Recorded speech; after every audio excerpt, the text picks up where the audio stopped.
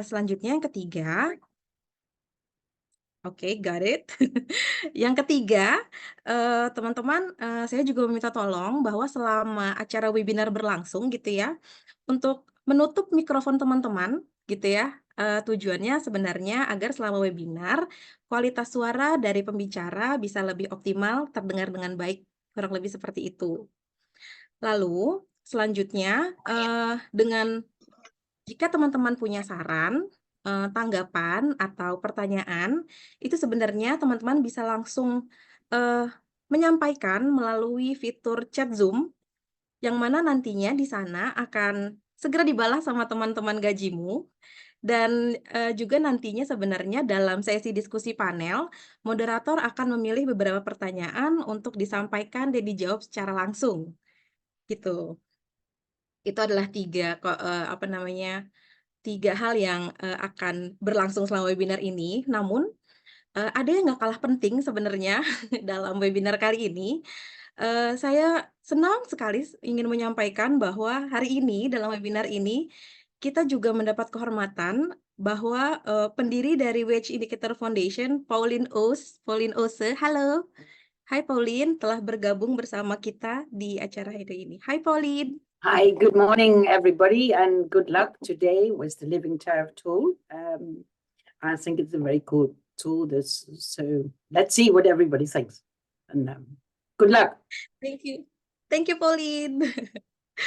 Lalu, itu dari Pauline Ose dari, pendiri Wage Indicator Foundation ya, teman-teman.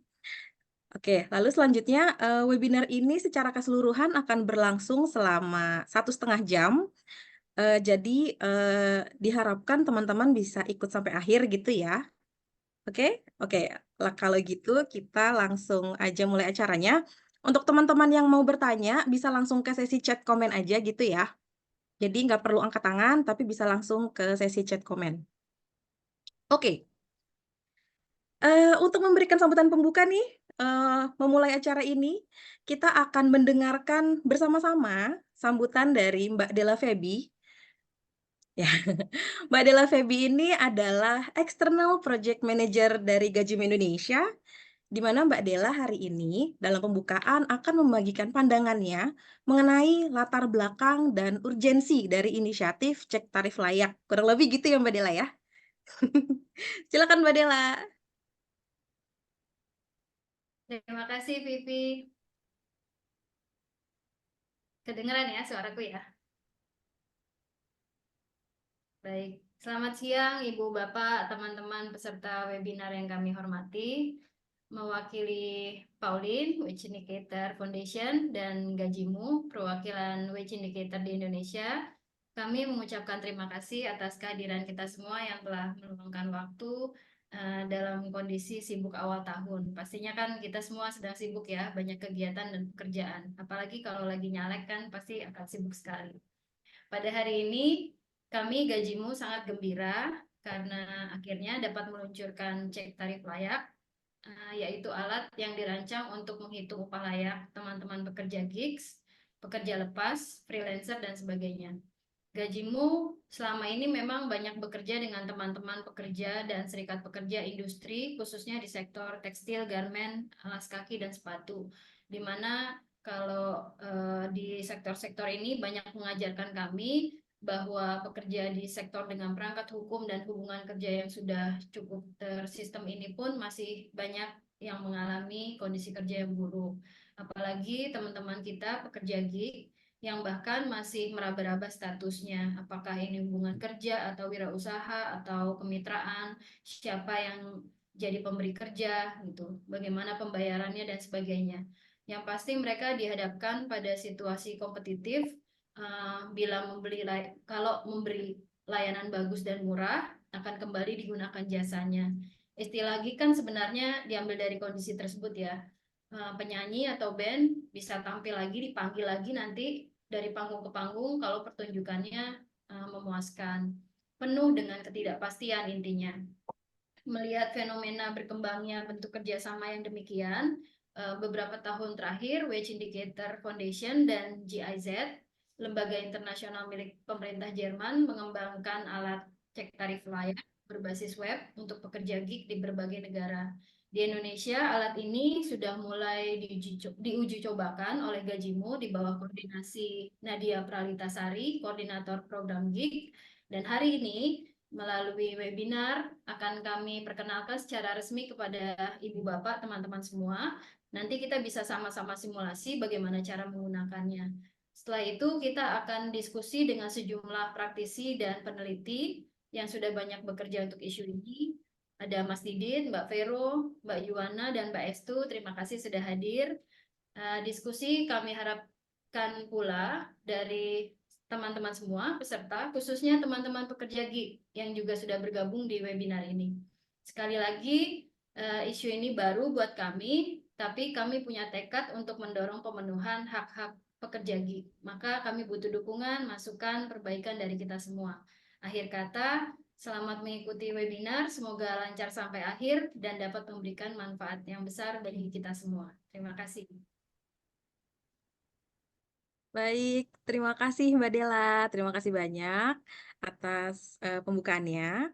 Lalu setelah pembukaan oleh Mbak Della, teman-teman sebelum kita masuk ke dalam sesi diskusi panel, supaya lebih mengerti lagi gitu ya, kita akan bersama-sama nih menonton video demonstrasi singkat mengenai alat cek tarif layak. Jadi nanti di video ini kita akan tahu bagaimana sih cara menggunakannya gitu ya. Mari kita saksikan videonya bersama-sama. Ketahui tarif layak Anda. Pernahkah Anda bertanya-tanya berapa upah yang seharusnya Anda dapatkan, terutama ketika Anda adalah seorang wirausaha, pekerja gig, atau bekerja tanpa atasan? Alat cek tarif layak ini memberikan jawabannya dalam waktu 2 menit. Mari kita bahas bersama dengan Budi. Langkah pertama, Budi memilih Jawa Tengah sebagai wilayah tempat ia bekerja. Alat ini akan menunjukkan tarif kebutuhan hidup dasar untuk wilayah tersebut. Jika Budi hanya ingin tahu tarif layak untuk mencukupi kebutuhan hidup dasar di wilayahnya, inilah hasilnya. Tapi, Budi ingin lebih banyak informasi. Ia ingin tahu tarif upah untuk jenis pekerjaannya seorang kurir mobil secara lebih rinci. Untuk mengetahuinya, Budi memilih jenis platform dan pekerjaan. Lalu klik ke halaman berikutnya. Di halaman ini, Budi mendapatkan informasi terkait komponen penting dari tarif layak per jam dan per tahun. Di bagian bawah halaman, Budi belajar bahwa seorang kurir mobil di Jawa Tengah seharusnya mendapatkan setidaknya Rp81.937 per jam untuk memenuhi kebutuhan hidup. Jika Budi bekerja penuh 40 jam per minggu seperti pekerja formal, dengan tarif ini, Budi dan keluarganya seharusnya dapat mencukupi kebutuhan hidup. Tarif ini mencakup makanan, perumahan, pendidikan anak-anak, pajak, jaminan sosial, telepon, mobil, dan pakaian layak untuk pekerjaannya. Tapi, bagaimana jika harga mobil Budi lebih mahal dan ia membutuhkan lebih banyak uang pensiun? Budi membuka semua tanda panah di setiap bagian untuk melihat komponen yang lebih lengkap. Di bagian biaya perlengkapan kerja, Budi bisa mengganti biaya mobil atau bensin yang lebih tinggi per bulannya. Budi menambahkan biaya tambahan untuk mobil dan bahan bakarnya hingga Rp12 juta per bulan. Dan di mana bagian pensiun? Budi menemukannya di bagian dengan judul pajak penghasilan dan jaminan sosial. Budi ingin menambahkan premi pensiunnya. Dia tahu bahwa melakukan pekerjaan ini selamanya bukanlah pilihan. Suatu hari nanti, Budi mungkin ingin menikmati masa pensiunnya. Bagaimana hasilnya setelah Budi menambahkan biaya mobil dan premi pensiun yang lebih tinggi? Mari simak bersama. Bandingkan dengan tarif yang diberikan di halaman pertama. Di sana, tarif layak untuk mencukupi kebutuhan hidup dasar per jamnya adalah Rp28.151 per jam. Budi mewakili banyak pekerja gig di berbagai negara. Sebagian besar dari mereka memiliki kesamaan. Mereka adalah pekerja gig yang bekerja secara mandiri, bahkan tanpa mendapatkan upah layak, apalagi tarif layak. Jadi, apa yang bisa dilakukan oleh Budi? Sekarang, Budi tahu tarif layak untuk hidup di daerahnya sebagai kurir mobil. Namun, hanya melihat tarif layak di layar tidak cukup untuk menjamin upahnya. Langkah selanjutnya yang mungkin diambil adalah berdiskusi dengan rekan kerja, berdiskusi dengan serikat pekerja, berdiskusi dengan platform, berdiskusi dengan pemerintah. Ayo, ambil tindakan bersama tim Wage Indicator. Mari bersama-sama kita mewujudkan upah dan hak-hak yang lebih baik bagi pekerja gig.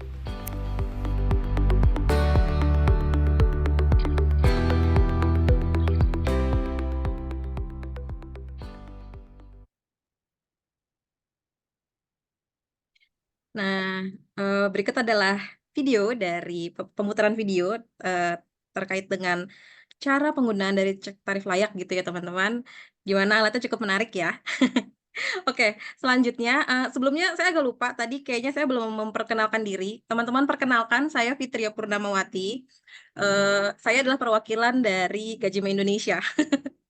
Oke, selanjutnya kita akan memasuki sesi yang utama nih, sesi diskusi panel. Dalam diskusi panel ini, kita akan dipandu, oleh Muhammad Didit Saleh, ya, atau saya biasanya manggilnya ini Mas Didit gitu ya, Mas Didit. Halo Mas Didit, Mas Diditnya, Hai, oke. Fitri. Hai Kabar Mas baik. hai Mas Didit. Ya, apa kabar Mas? Hai. Ya, ya. Kabar Makasih ya baik, Fitri. Mas Semoga di juga. tengah Ya, sip, sama-sama. alhamdulillah. Makasih Mas Didit karena di tengah-tengah kesibukannya nih udah bersedia meluangkan waktunya di sini. Sebagai pengenalan, teman-teman, Mas Didit ini adalah Deputy Director, Deputy Program Director dari Trade Union Rights Center atau TURC, di mana Mas Didit ini adalah teman yang cukup dekat dan seringkali berkolaborasi dengan Gajimu dalam banyak program bersama dengan TURC. Dengan pengalaman bekerja sama selama ini dengan Mas Didit, Gajimu menganggap nih, Mas Didit ini kita bisa bilang sebagai aktor intelektual gitu, Mas. Aktor intelektual yang memegang peran kunci dalam pengembangan banyak program di Gajimu gitu. Gitu kurang lebih. Jadi, teman-teman, sekarang kita masuk ke diskusi panel. Mari kita sambut Mas Didit untuk memandu kita dalam sesi panel ini. Silakan Mas Didit.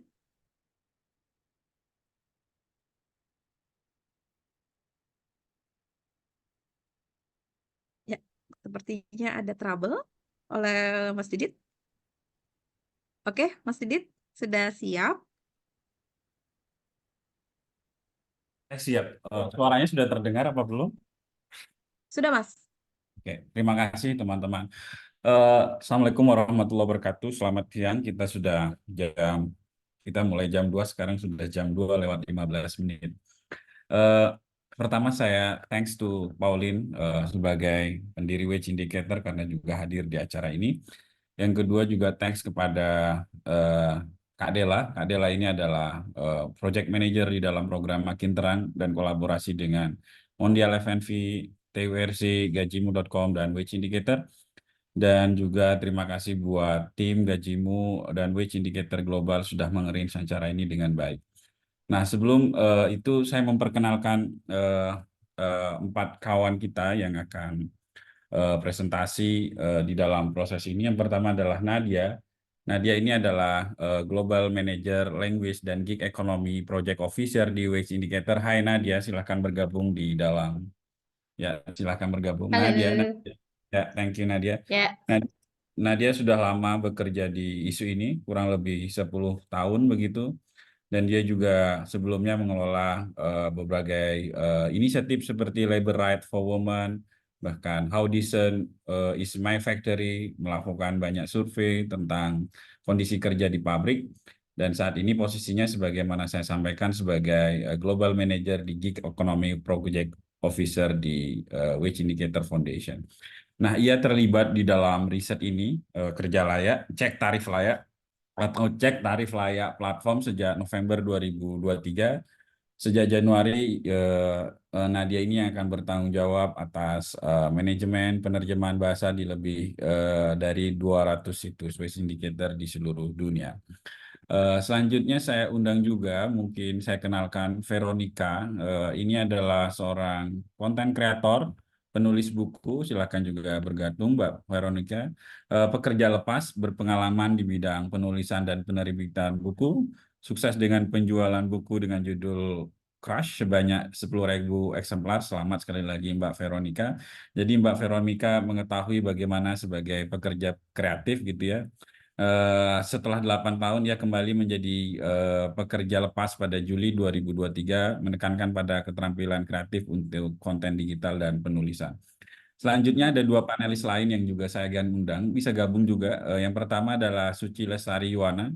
Mbak Suci ini cukup terkenal, dia seorang peneliti ekonomi gig atau gig ekonomi dan dosen di UGM, lulusan HI di UGM dan saat ini sedang menempuh S3 di bidang Innovation Studies di Utrecht University di Belanda. Fokus S3-nya studinya adalah tentang digital ekonomi, tata kelola taksi online di Indonesia. Thank you sudah bergabung, Mbak. Silahkan juga bisa join. Yang terakhir saya panggil juga, ya Mbak Estu. Mbak Estu ini adalah seorang sosiolog gitu ya, lulusan Universitas Indonesia, S1 di UNAIR, S2 di UI, cukup sering melakukan kajian tentang gerakan buruh dan kajian perkotaan, dan aktif sebagai Serikat Pekerja dan Industri Kreatif untuk Demokrasi. Sudah lengkap kiranya ada satu yang akan menyampaikan tentang platform kita adalah Nadia yang menginisiasi dengan Wage Indicator. Yang kedua ada testimonial nanti minta dari teman-teman yang bekerja ini atau Mbak Veronica tadi. Yang kedua adalah panelis. Waktunya tidak cukup banyak. Waktu kita di dalam undangan 1 jam, ini sudah jam 2.20 di dalam ini.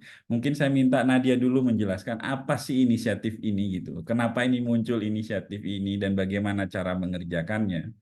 Karena kita tahu secara statistik pekerja gig ekonomi ini kurang lebih 2,4 juta, 430.000 sampai 2,3 juta. Dari angkatan kerja kurang lebih 0,4% sampai 1,2%.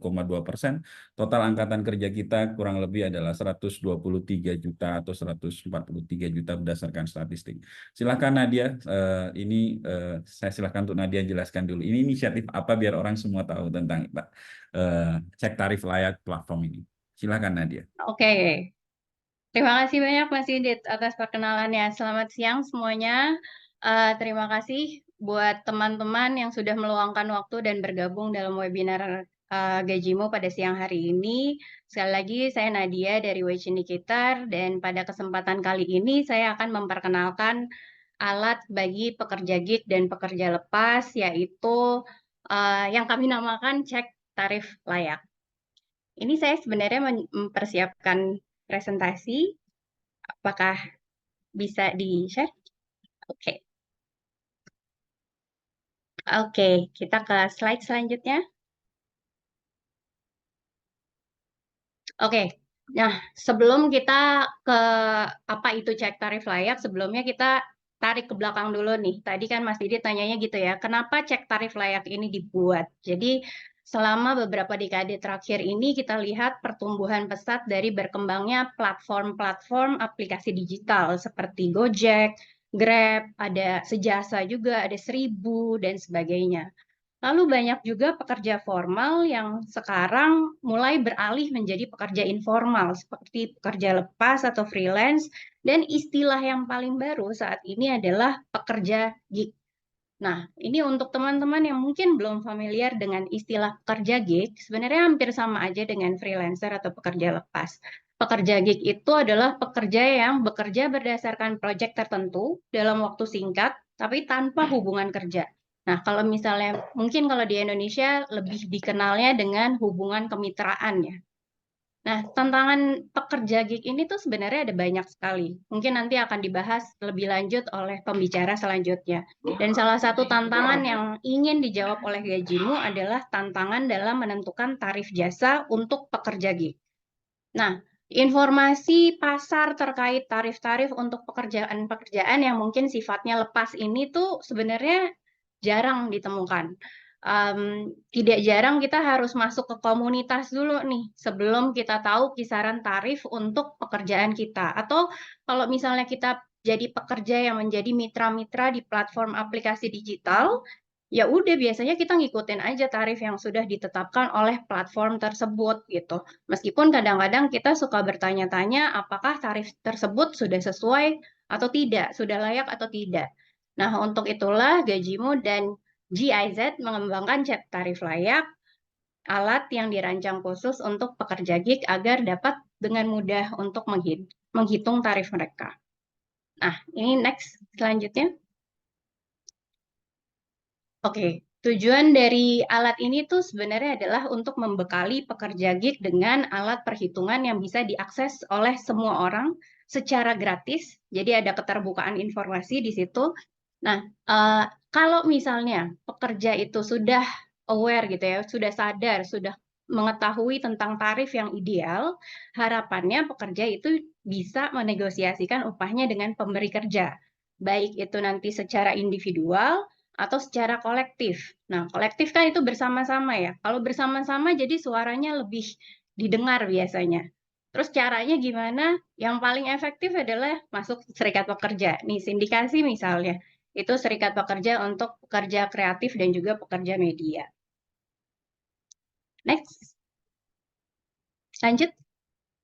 Nah, siapa saja yang bisa menggunakan cek tarif layak? Nah, alat ini itu bisa digunakan oleh siapapun yang dibayar per pekerjaan, baik itu pekerja freelance atau pekerja lepas, ataupun mitra-mitra platform aplikasi digital. Lanjut lagi.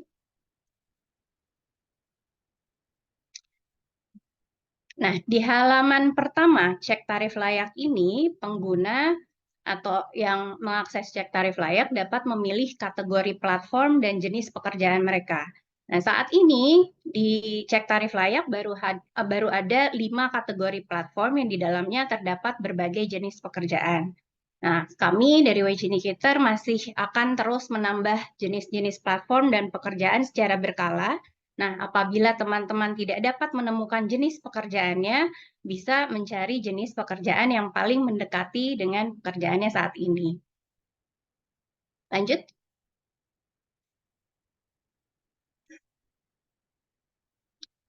Ini juga masih di halaman pertama cek tarif layak. Jadi selain memilih jenis platform dan jenis pekerjaan, pengguna juga dapat memilih provinsi tempat mereka bekerja untuk mendapatkan perhitungan upah layak yang berlaku di provinsi tersebut. Nah, upah layak ini itu mencakup apa aja? Itu mencakup biaya kebutuhan hidup seperti makanan, tempat tinggal, transportasi, pendidikan, dan banyak lagi. Terus kita dapat datanya dari mana? Nah, data itu didapat dari survei kebutuhan, survei biaya kebutuhan hidup yang dilakukan oleh Wage Indicator di tiap negara. Nah, kalau misalnya di Indonesia, surveinya itu dilakukan oleh Gajimu. Nah, kalau misalnya kita lihat gambar ini, maaf ya gambarnya agak kecil. Ini saya tadi sudah memilih platform gitu ya. Contohnya aja nih ya, saya tadi sudah memilih platform. Platformnya saya adalah pekerja kreatif yang bekerja sebagai graphic designer. Karena tadi adanya kerja kreatif, jadi itu yang paling dekat dengan jenis pekerjaan yang paling dekat dengan saya, jadi saya pilih itu. Nah, saya memilih karena saya tinggal di Jawa Barat, saya memilih Provinsi Jawa Barat. Dan upah layaknya menurut Wage Indicator adalah 25.781 per jam. Ini yang dimerahin ya. Nah, itu per jam. Kalau per bulannya 4.118.407 per bulan. Itu hanya untuk komponen upah aja, upah untuk memenuhi kebutuhan hidup gitu. Lanjut. Nah, tapi kan selain komponen biaya kebutuhan hidup, untuk pekerja gig gitu ya, khususnya itu kan beda ya sama pekerja formal. Pekerja gig khususnya ada biaya-biaya lain, biaya-biaya tambahan lain yang kadang susah untuk dikalkulasikan. Seperti biaya perlengkapan kerja, biaya overhead, pajak dan penghasilan, dan juga jaminan sosial. Nah, keempat komponen yang kalau di gambar ini yang ditandai merah ini, Itu apabila semua komponen tersebut ditambahkan, itu akan membentuk tolak ukur standar tarif minimum untuk pekerja gig dan pekerja lepas. Jadi totalnya di sini jadi 32.859 per jam. Itu naik dari yang tadi di halaman awal hanya 25.000 per jam. Begitu. Next lagi. Oke, nah tapi itu kan yang standar ya, yang paling minimum. Nah, keseringan kan setiap pekerja gig pasti punya kebutuhan yang berbeda-beda. Makeup artis gitu ya, misalnya. Bisa jadi merek makeup yang digunakan itu jauh lebih mahal daripada merek makeup yang digunakan makeup artis lainnya. Atau guru, atau instruktur privat gitu, les nari, les piano lah gitu. Waktu yang dihabiskan untuk melakukan promosi jasanya itu mungkin lebih lama daripada yang lainnya. Nah, oleh karena itu di halaman ketiga, cek tarif layak, pengguna dapat memodifikasi variabel seperti biaya perlengkapan kerja dan biaya overhead agar sesuai dengan situasi pribadi mereka. Caranya gimana? Caranya dengan mengisi kotak-kotak yang putih-putih ini nih. Ini biasanya bisa diedit gitu. Nah, ini biar berlanjut contohnya dari yang tadi ya. Saya masih jadi graphic designer, saya membeli laptop seharga 12 juta untuk keperluan kerja saya. Berarti itu kan per bulannya 1 juta. Lalu ada biaya internet dan pemeliharaan sekitar 500.000 per bulan. Jadi totalnya adalah 1,5 juta. Ini dimasukkan di dalam yang paling atas nih ya, biaya pembelian komputer dan laptop dan akses internet Anda. Itu. Nah, terus habis itu bagaimana kalau saya mengeluarkan uang yang lain, ekstra budget gitu untuk perlengkapan kerja yang lain. Nah, teman-teman bisa masukkan nih di bagian yang bawahnya, biaya-biaya lain terkait pekerjaan Anda. Nah, saya di sini memasukkan ekstra 500.000 misalnya untuk membeli software desain atau enggak langganan subscription gitu misalnya. Nah, cara yang sama itu dilakukan untuk variabel-variabel lain yang 3 komponen yang lainnya gitu ya. Kayak di sini saya juga menambahkan waktu-waktu overhead di bawah. Ada waktu administrasi, akuisisi dan komunikasi, pelatihan, dan waktu menunggu. Ini memang agak tricky untuk di sini untuk menghitungnya karena emang belum ada pakemnya tuh. Di internasional juga belum ada pakemnya. Jadi mungkin agak sedikit lebih susah untuk menentukan waktu-waktu itu. Next. Nah, sama tadi itu kan tadi kita udah biaya perlengkapan kerja, ada waktu overhead. Ini yang ketiga itu kita juga bisa menambahkan budget ekstra untuk tabungan dan asuransi. Jadi intinya semakin banyak penambahannya, itu akan semakin besar pula upah per jam yang nantinya bisa didapat. Nah, dari tarif yang di halaman awal itu kan saya dapat tuh 25.000 per jam atau sekitar 4 juta gitu ya per bulannya. Sekarang itu menjadi 67.617 per jam. Ini yang di sebelah kanan ya.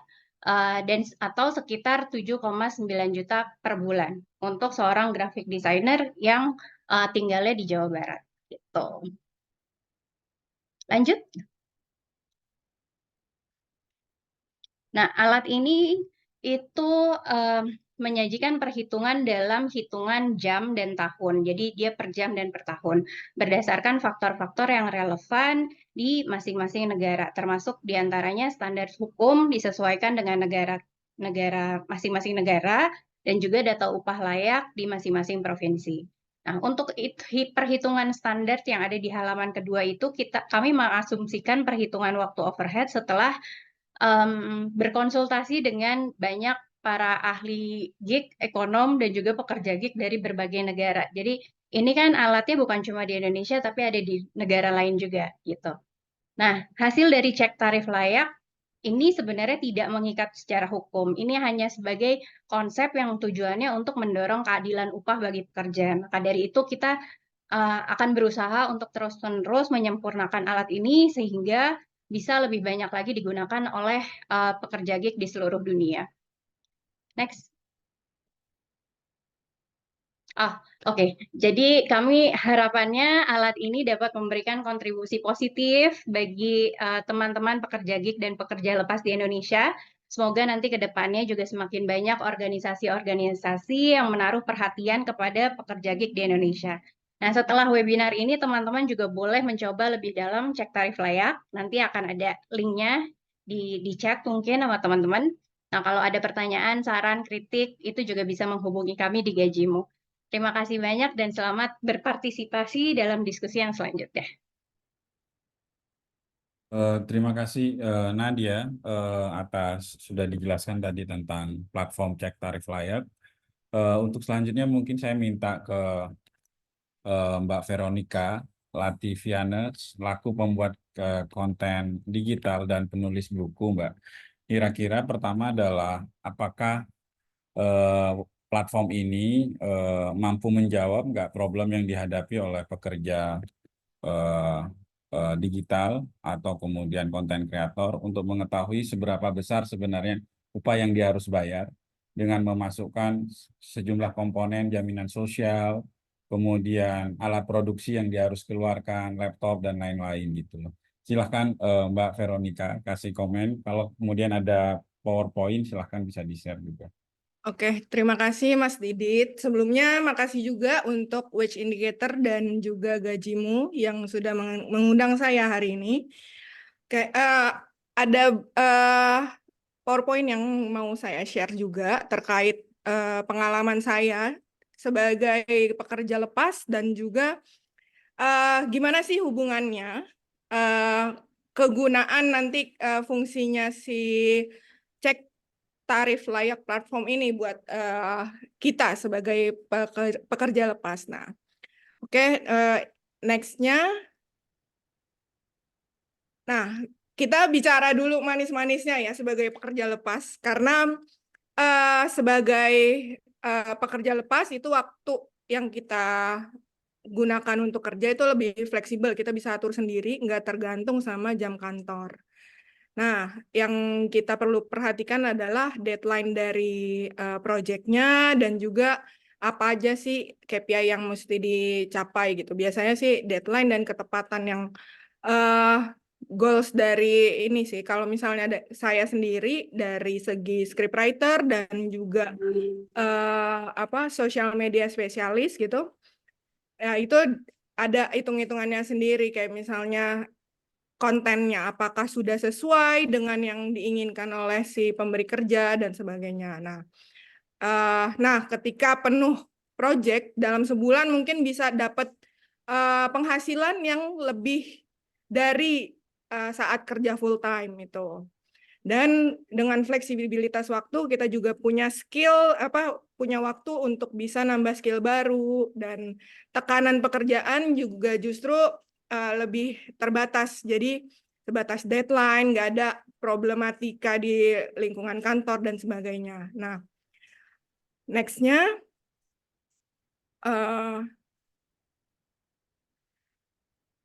ini berkaitan sama tantangannya. Nah, pertama kayak yang disebutkan nama Mbak Dela tadi juga sebagai pekerja lepas itu kita nggak tentu nih dari segi pendapatannya gitu. Ada kalanya juga pemberi kerja itu juga terlihat semena-mena kepada pekerja lepas nih. Terutama dalam pertama penentuan tarif, terus penentuan deadline, dan ketika kita deadline-nya itu molor misalnya, itu fee kita yang dipotong gitu. Sementara ketika kita punya waktu tunggu, misalnya kita udah submit nih draft 1, nah dari pemberi kerjanya itu akan molor-molor nanti ya feedbacknya mungkin dalam 3 hari, tapi 3 hari nggak ada feedback juga, nanti udah seminggu nggak ada feedback juga. Itu kan sementara itu kita dalam waktu tunggu harusnya kita juga punya hak untuk bisa mendapatkan kompensasi gitu. Nah, dengan adanya platform cek tarif layak ini, menurut saya itu akan lebih bisa jadi alat buat kita sebagai pekerja lepas untuk bisa negosiasi gitu, untuk mendapatkan hak kita gitu. Karena waktu tunggu yang kita udah lakukan, udah lalui itu juga bisa dimasukin di dalam platform seperti yang tadi Nadia sempat jelaskan juga kan, berapa yang waktu tunggu yang kita bisa tentukan, sekian waktu tunggu, terus nanti tarifnya nanti di bawah bakalan berubah gitu. Dan poin-poin lainnya yang nantinya juga bisa diimplementasikan sama kita pekerja lepas gitu untuk dapetin tarif layak sesuai dengan yang semestinya gitu. Nah, ini yang tadi ya saya bilang soal masa tunggunya. Karena ketika kita ngambil project, tapi misalnya masa tunggunya itu, projectnya itu dengan deadline yang ketat, tapi sementara kita nggak bisa ngambil pekerjaan yang lain, tapi ternyata di tengah-tengah ada sesuatu yang kita nggak harapkan gitu. Itu kita udah bisa antisipasi dari awal, dari negosiasi negosiasi tarif, dan juga kemungkinan-kemungkinan yang terjadi. Karena ini sering terjadi pada saya nih, kalau misalnya khususnya di pekerja kreatif ya, gitu. Dan nggak ada benefit soal asuransi dan pensiun, yang mana dengan adanya platform cek tarif, mungkin kita bisa lebih detail sebelum kita ngasih quotation gitu ke klien. Kita udah tahu tuh dari quotation itu kita dapat apa aja poin-poinnya gitu. Selama ini kan nggak tidak diperhitungkan dengan detail gitu ketika kita kasih quotation ke klien.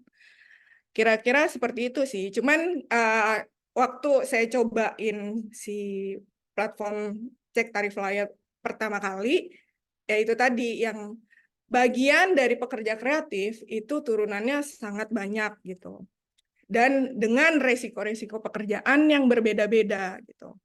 Dan nantinya mungkin kalau saya seringan berhubungan sama tim produksi. Nah, itu resiko antara sutradara dan resiko pekerjaan dengan lighting man itu kan berbeda. Tapi justru tarifnya antara dua sesuai dengan tanggung jawabnya mereka masing-masing itu kadang-kadang timpangnya agak jauh gitu.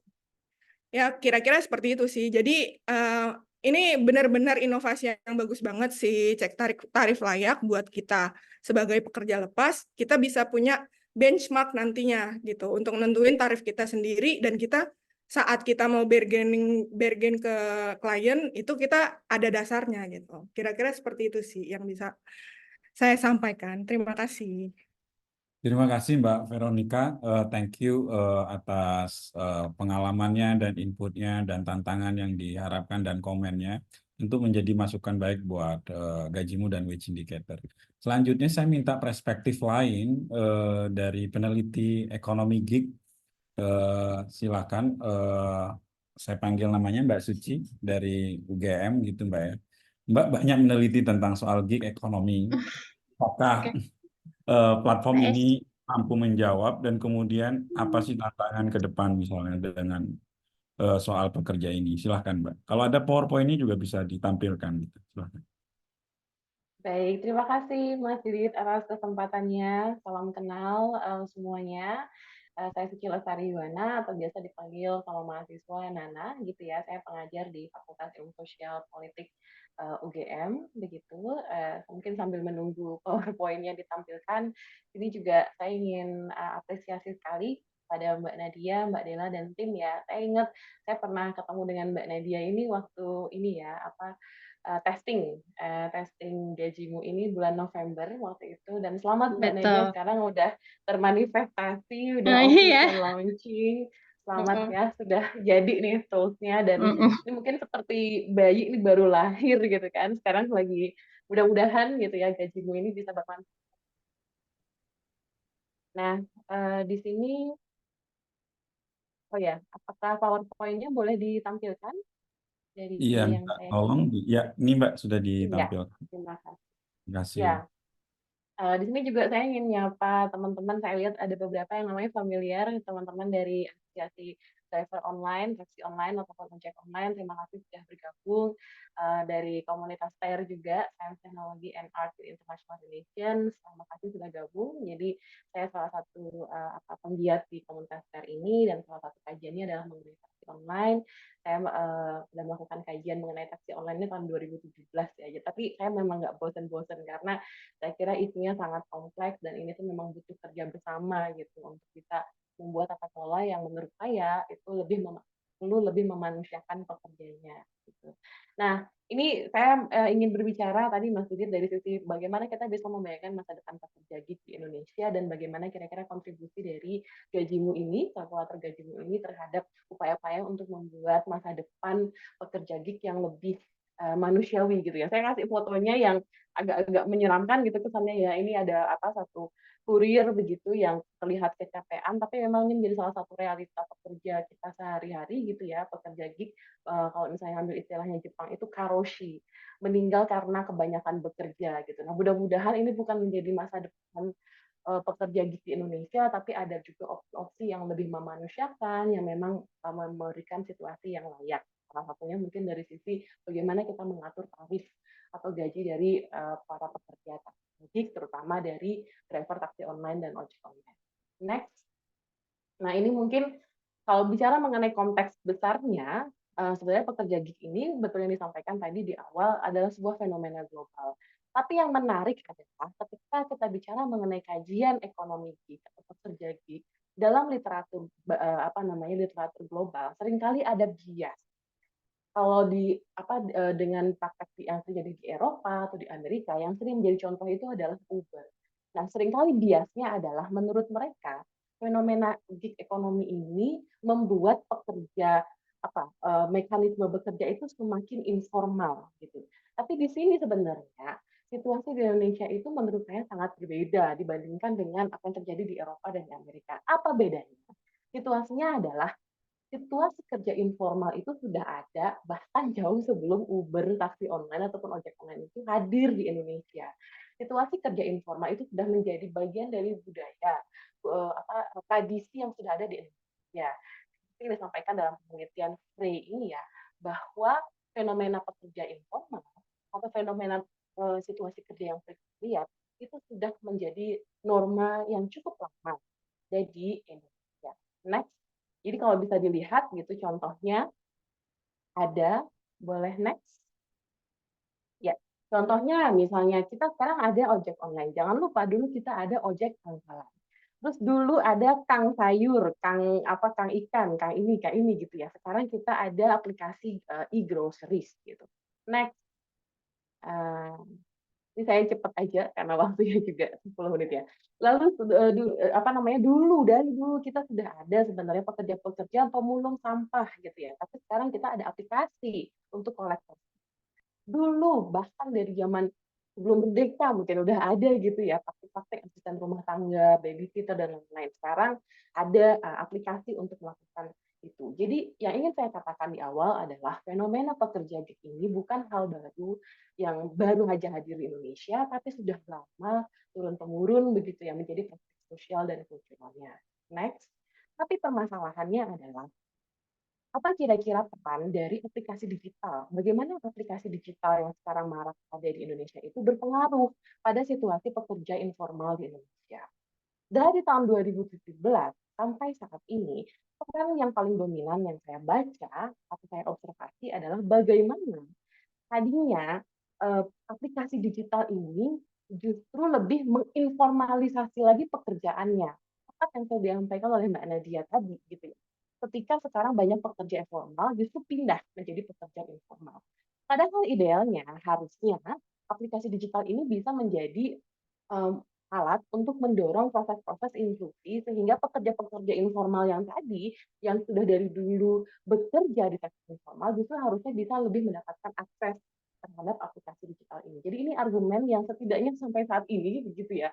Saya observasi bagaimana aplikasi digital atau bagaimana tren pekerja gig di Indonesia itu yang terjadi masih informalisasi pekerjaan daripada proses inklusi pekerja informal. Pertanyaan besarnya adalah bisa nggak ya kita membayangkan masa depan pekerja gig di mana justru yang terjadi adalah kita mencoba mengajak merangkul gitu ya teman-teman pekerja informal supaya lebih terlibat di dalam proses tata kelola ekonomi digital atau ekonomi. Next. Nah, ini sedikit data saja yang ingin saya sampaikan. Kalau misalnya lihat dari BPS tahun lalu gitu ya, jumlah pekerja informal Indonesia itu hampir 60%. Artinya jumlahnya jauh lebih banyak dibandingkan dengan jumlah pekerja formal. Kalau kita membuat trajektori masa depan, kira-kira apa masa depan ideal yang ingin kita bayangkan dari kompetisi pekerja informal dan formal ini? Tentu ada beberapa opsi. Yang pertama adalah kita ingin misalnya jumlah pekerja formal jauh lebih banyak dibandingkan dengan pekerja informal. Artinya lebih banyak jaminan kerja gitu ya, lebih banyak kepastian kerja. Tapi opsi yang lain misalnya memang bisa dilihat ada beberapa praktik-praktik pekerja informal itu yang tidak bisa berubah gitu ya. Memang kayaknya jiwa kita orang Indonesia tuh sebenarnya dapat kerja sampingan, nambah hasil gitu ya.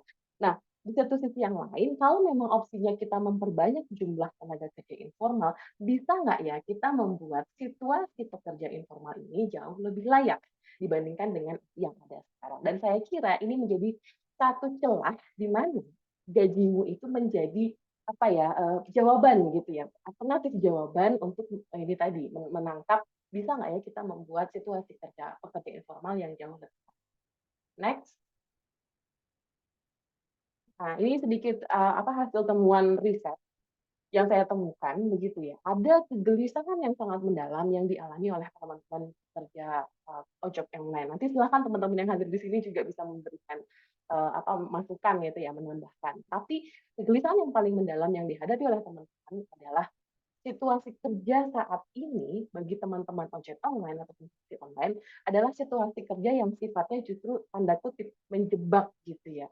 Awalnya diiming-imingi akan mendapatkan gaji besar, pendapatan besar, tapi setelah masuk ada banyak bonus yang berkurang, tarifnya semakin turun, persaingannya semakin banyak, review tambah susah gitu ya. Akhirnya membuat kondisi mereka merasa terjebak dan tidak punya opsi lain gitu. Setelah mereka menjadi driver ojol, ya mau nggak mau akhirnya mereka merasa tidak ada upaya, bukan tidak ada upaya, tapi merasa masih minim gitu ya advokasi yang bisa dilakukan supaya kondisi kerjanya semakin. Next. Nah, tahun lalu dari riset yang kami lakukan gitu ya, ada kriteria. Kami membuat 19 kriteria tata kelola taksi online. Bagaimana kita membuat situasi pekerja transportasi online itu semakin layak.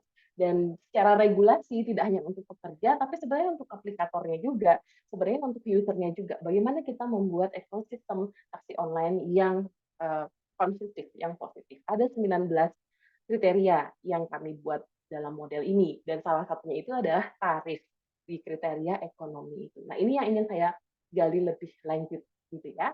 Next. Nah, untuk isu tarif gitu, ini juga kami sedang membuat kajian gitu ya mengenai tata kelola penentuan tarif taksi online, dan insya Allah gitu ya minggu depan itu policy briefnya akan launching. Nanti akan senang banget kalau misalnya kita ada forum lagi kerjasama bahas mungkin secara spesifik mengenai tarif taksi online ini gitu ya. Mudah-mudahan teman-teman dari Wage Indicator juga bisa bergabung.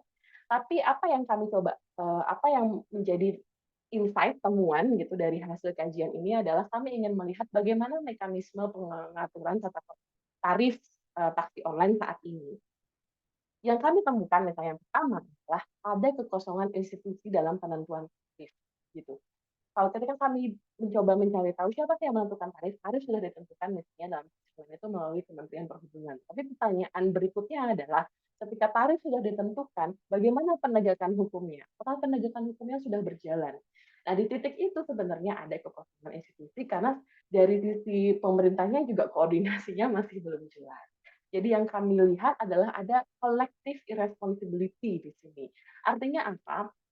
Ketika kita bicara tarif, sebenarnya ini isu yang belum ada solusinya, tapi kalau misalnya ditanya siapa yang bersalah, itu juga tidak ada gitu ya. Tidak ada yang bisa satu-satunya disalahkan. Justru yang menjadi pertanyaan adalah bagaimana kita membuat skema yang lebih konstruktif. Nah, setidaknya dalam penentuan tarif saat ini di taksi online, Spendek yang kami temukan itu ada 2 kriteria nih yang baru dipakai. Yang pertama adalah kriteria yang ditetapkan oleh pemerintah, misalnya mengenai ekonomi lokalnya, lalu misalnya dari luas daerahnya, harga BBM, itu yang sering menjadi kriteria yang ditentukan oleh. Lalu ada kriteria juga yang sudah ditentukan oleh operator. Dalam hal ini mereka pakai APWP, ability to pay and willingness to pay. Nah, kategori APWP ini kalau dilihat masih menggunakan sudut pandang atau kebutuhan konsumen gitu. Jadi sudut pandangnya apakah nanti orang masih mampu membayar jasa ini. Saya kira 2 kriteria ini make sense, rasional. Tapi yang menjadi pertanyaan atau celah adalah belum ada nih kriteria yang bisa tanda kutip mewakili sudut pandang atau situasi pekerja gig. Dalam hal ini mewakili situasi driver taksi online ataupun driver ojek. Saya kira ini celah yang bisa diisi oleh gajimu. Nah, poin terakhir dari saya adalah mungkin ini bukan poin terakhir ya, tapi mungkin semacam apa agenda kolaborasi atau mungkin pemantik kolaborasi yang bisa kita lakukan. Yang pertama adalah saya kira dari kalkulator gajimu ini bisa menjadi entry point untuk melakukan forum-forum deliberasi. Salah satunya karena ini riset saya tentang taksi online gitu ya. Saya kira ini bisa menjadi advokasi bagi teman-teman driver untuk punya bargaining point gitu ya, harus punya daya tawar lah kalau misalnya kita lagi nego masalah tarif gitu kan. Jadi sekarang ada tarik menariknya 3 level. Tadi tarik menariknya antara kriteria pemerintah dan kriteria perusahaan.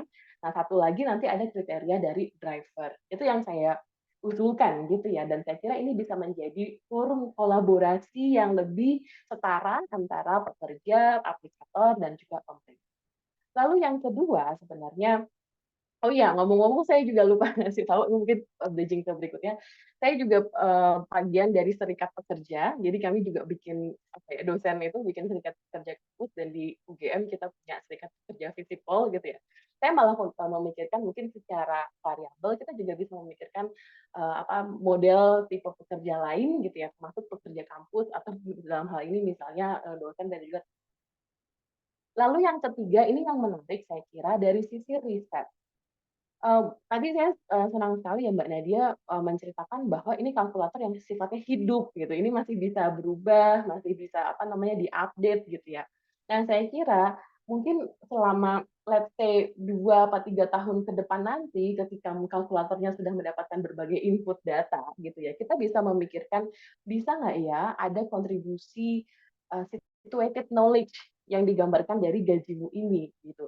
Jadi bagaimana misalnya nggak cuman gajimu di Indonesia ini menggambarkan standar angka kerja atau gaji jumlah kerjanya, tapi juga misalnya menggambarkan makna dari layak itu sendiri. Kalau saya mengambil dari pengalaman di Indonesia, what do we mean by decent work gitu ya. Saya kira kita juga bisa berdiskusi lebih mendalam terkait dengan itu gitu ya. Apa secara konsep-konsep baru mengenai decent work yang bisa kita perkembangkan dari pengalaman gaji ini. Jadi ini poin terakhir dari saya sangat mengapresiasi welcome to the world gitu ya untuk cek tarif layak dan gajimu Indonesia ini, dan harapan ke depannya mudah-mudahan ini bisa memperkaya gitu ya, meramaikan kancah perdebatan, kontestasi dan juga kolaborasi dalam tata kelola ekonomi gig di Indonesia. Terima kasih banyak semuanya, saya kembalikan lagi ke Mas Bibi. Terima kasih Mbak Suci. Selanjutnya kita tadi dari seorang peneliti, terus dari awal kita dengar testimoni langsung dari pekerja, kemudian kita lihat secara konseptual dengan Mbak Suci. Nah, kita akan beralih lagi melihat lebih grassroots lagi apa sebenarnya tantangan yang dihadapi oleh serikat buruh. Karena tadi Mbak Suci menghubungkan dengan serikat buruh, dan Mbak Suci juga part of the trade union di Visipol, kan bagian dari serikat buruh. Serikat buruh apa serikat dosen ini Mbak? Kita akan diskusi lebih lanjut soal itu. Nah, gimana ini Mbak Estu? Apakah ini juga menjadi concern teman-teman serikat buruh? Apakah platform ini minimal berkontribusi pada proses kerja-kerja advokasi yang sedang dilakukan oleh teman-teman sindikasi misalnya untuk mengadvokasikan isu upahnya yang decent wages gitu, upah yang layak dan bisa dinegosiasikan gitu. Ada ruang negosiasi jadi kita tahu tarifnya. Nah, kita tadi ngomong sudah testimonial dari Mbak Vero, kemudian Mbak Suci secara akademis, kita mau ke Mbak Estu sebagai aktivis serikat. Silakan Mbak Estu. Ya, makasih Mas Didit. Sebelumnya kami juga mengapresiasi apa yang sudah dilakukan oleh Mbak Nadia dan kawan-kawan, karena memang salah satu persoalan yang dihadapi oleh pekerja lepas, pekerja gig itu memang soal pengupahan kayak itu. Persaingan antar upah, penentuan upah, bahkan karena adanya persaingan upah, upahnya seringkali anjlok-anjlokan karena nggak ada patokan juga gitu. Itu seperti itu. Jadi apa yang dilakukan oleh teman-teman di Gajimu dan Wage Indicator ini memang sangat baik dan kami juga menghargai apa yang sudah dilakukan. Gitu. Nah, supaya ini lebih berkembang lagi, nah kami memiliki beberapa sharing gitu ya Mbak, sama-sama belajar soal ini. Saya boleh share screen atau mau di-share screen kan? Saya nggak masalah share screen. Silakan diminta tolong di share ini juga boleh. Ya, silakan Mbak. Oke, ya, sebelumnya perkenalkan saya Estu, saya dari Sindikasi. Di Sindikasi saya sebetulnya juga sama-sama anggota dengan beberapa teman lain yang ada di sini juga, gitu ya. Tapi beberapa kali juga mengerjakan riset tentang pengupahan di pekerja lepas, gitu. Termasuk juga pekerja digital perempuan. Jadi apa yang saya sampaikan di sini adalah hasil kerja teman-teman Sindikasi semua, bukan cuma saya, walaupun saya yang menyampaikan, tapi ini hasil teman-teman kerja advokasi, terus kemudian dan berbagai macam bagian dari Sindikasi lainnya, gitu ya. Boleh lanjut. Next. Ya, jadi nanti kami gambarkan dulu nih, kan tak kenal maka tak sayang gitu ya. Jadi ada sekilas dulu sedikit tentang siapa sih yang ada di dalam sindikasi dan siapa yang berpotensi untuk bergabung dengan sindikasi. Kemudian dengan isu pekerjaannya dan advokasi, termasuk juga setelah itu soal pencapaian kelayakan hidup pekerja gig atau lepas, termasuk nanti Gajimu sebagai bagian dari proses pencapaian kelayakan hidup pekerja lepas. Terus nanti yang terakhir bagaimana ada nggak sih sebetulnya tuntutan atau peluang advokasi di masa yang akan datang. Boleh lanjut? Ya. Ini mungkin secara general ya sindikasi ya serikat pekerja industri media dan kreatif. Gitu. Isinya ya pekerja di industri media, nggak cuma wartawan tapi semua yang bagian dari ekologi media juga bisa menjadi bagian dari sindikasi. Desainer, visual design, pembuat ilustrator itu juga bisa bergabung dengan sindikasi. Seperti itu. Nah, selain itu juga ada pekerja di industri kreatif, mulai dari pembuat aplikasi, arsitektur, desain komunikasi visual, desain produk dan sebagainya kayak gitu. Itu juga bisa bergabung di sindikasi kayak gitu. Terus kemudian boleh lanjut? Ya, nah tadi secara general, secara realnya bagaimana? Siapa sih yang bisa bergabung dengan sindikasi dan siapa sih yang sudah bergabung dengan sindikasi? Ini adalah gambaran apa yang dialami oleh pekerja industri gitu ya. Sama seperti yang dialami oleh Mbak Vero, banyak Mbak yang mengalami kepahitan gitu. Kita bisa mengeluh bareng soal kepahitan ini di sini kan. Kalau Mbak Vero mau gabung juga gitu ya. Jadi kita sama-sama sambat tentang kepahitan pekerja lepas atau pekerja di industri media. Gitu. Ada yang seperti kerja Rodi, ini hasil risetnya teman-teman di Izati di tahun 2021. Terus kemudian ya benar-benar kayak kerja Rodi menghabiskan sebegitu banyak waktu yang nggak dihargai gitu ya. Terus sama kan ya Mbak Vero ya, ada temannya Mbak senasib sepenanggungan gitu di sini. Terus kemudian ini hasil riset kami yang masih belum terbit, jadi kami juga melakukan riset tentang upah pekerja lepas, termasuk membuat model dan kalkulatornya, tapi kami juga senang dengan apa yang sudah dilakukan oleh Gajimu begitu ya. Ini, terus kemudian ini saya harus begadang malam-malam untuk menyelesaikan pekerjaan lepas, gitu. Kadang baru tidur jam 4 pagi, gitu. Terus kemudian ada stres dan tekanan mental dari budaya kerjanya, kliennya, kemudian tanggung jawab pemeliharaan produk, terus ini kecapean karena harus merekam suara selama 4-5 jam. Semua kemudian ini juga ini ya, mungkin ini nggak dibayangkan ya oleh teman-teman. Jadi ada yang mengalami kecelakaan di lapangan, konflik dengan binatang buas karena dia jurnalis gitu ya. Terus kemudian ada juga yang mengalami burnout, kelelahan fisik, sakit tipes. Jadi tipes bukan cuma anekdotal. Kalau nggak tipes nggak dianggap kerja keras gitu. Tapi memang beneran ada yang kena tipes. Terus kemudian soal kesehatan mental akibat klien yang sok tahu dan sebenarnya banyak lagi persoalan-persoalan yang dihadapi oleh pekerja media dan industri kreatif. Jadi kalau teman-teman mengalami hal yang seperti ini, mirip-mirip seperti ini, atau bahkan mau membantu teman-teman lain yang mengalami seperti ini bisa gabung ke sindikasi. Gitu. Boleh lanjut. Nah, karena isinya itu kebanyakan masalah gitu ya tadi, akhirnya di sindikasi kami mengupayakan secara kolektif untuk menyelesaikan persoalannya. Ada persoalan yang kami selesaikan berbasis riset yang sifatnya makro dan general dialami oleh pekerja, baik general semua pekerja industri media dan kreatif maupun di sektor tertentu. Ada yang juga tergantung dari delik aduan atau pelaporannya. Kalau isu mikro itu yang sudah dikerjakan oleh sindikasi itu advokasi untuk menempatkan kesehatan jiwa bagian dari K3. Terus kemudian kontrak kerja, itu kami juga sudah membuat kontrak kerja yang bisa dipakai oleh teman-teman semuanya. Jadi ada bentuk kontraknya itu seperti apa, bagaimana cara membuatnya, itu sudah ada. Terus kemudian standar kerja layak atau kondisi kerja layaknya juga itu seperti apa. Terus kemudian kami juga melakukan advokasi untuk pengurangan waktu kerja pekerja subsektor perfilman kayak gitu. Karena ini kan sangat eksploitatif, kalau sekali dapat proyek kerja bisa sampai berhari-hari dan nggak berhenti kayak gitu. Terus kemudian juga ada riset soal fleksibilitas semu dan prekarisasi gitu ya. Dan yang terakhir fokus soal upah di pekerja lepas. Nah ini yang kami, kalau soal pelaporan, ini yang kami himpun dalam 3 tahun terakhir. Jadi sejak 2021 ini isu-isu yang berkutatnya seperti ini nih. Nominal gaji, bonus, kompensasi yang tidak sesuai. Terus kemudian adanya proses pembayaran yang tersendat sampai hilang, nggak ada kabar. Akhirnya nggak dapat bayaran. Kemudian ada juga permasalahan hak intelektual properti gitu, yang seharusnya menjadi bagian hak mereka, tapi tidak diberikan. Kemudian aspek jaminan sosial, terus kemudian pemutusan hubungan kerja, bahkan sampai di seksual harassment. Nggak cuma seksual harassment, bahkan harassment relasi kerja antara atasan dengan pekerjanya juga ditemui. Gitu. Jadi yang dimaksud pekerja fleksibel yang dikira happy-happy, ternyata isunya malah jauh lebih banyak dan nggak happy.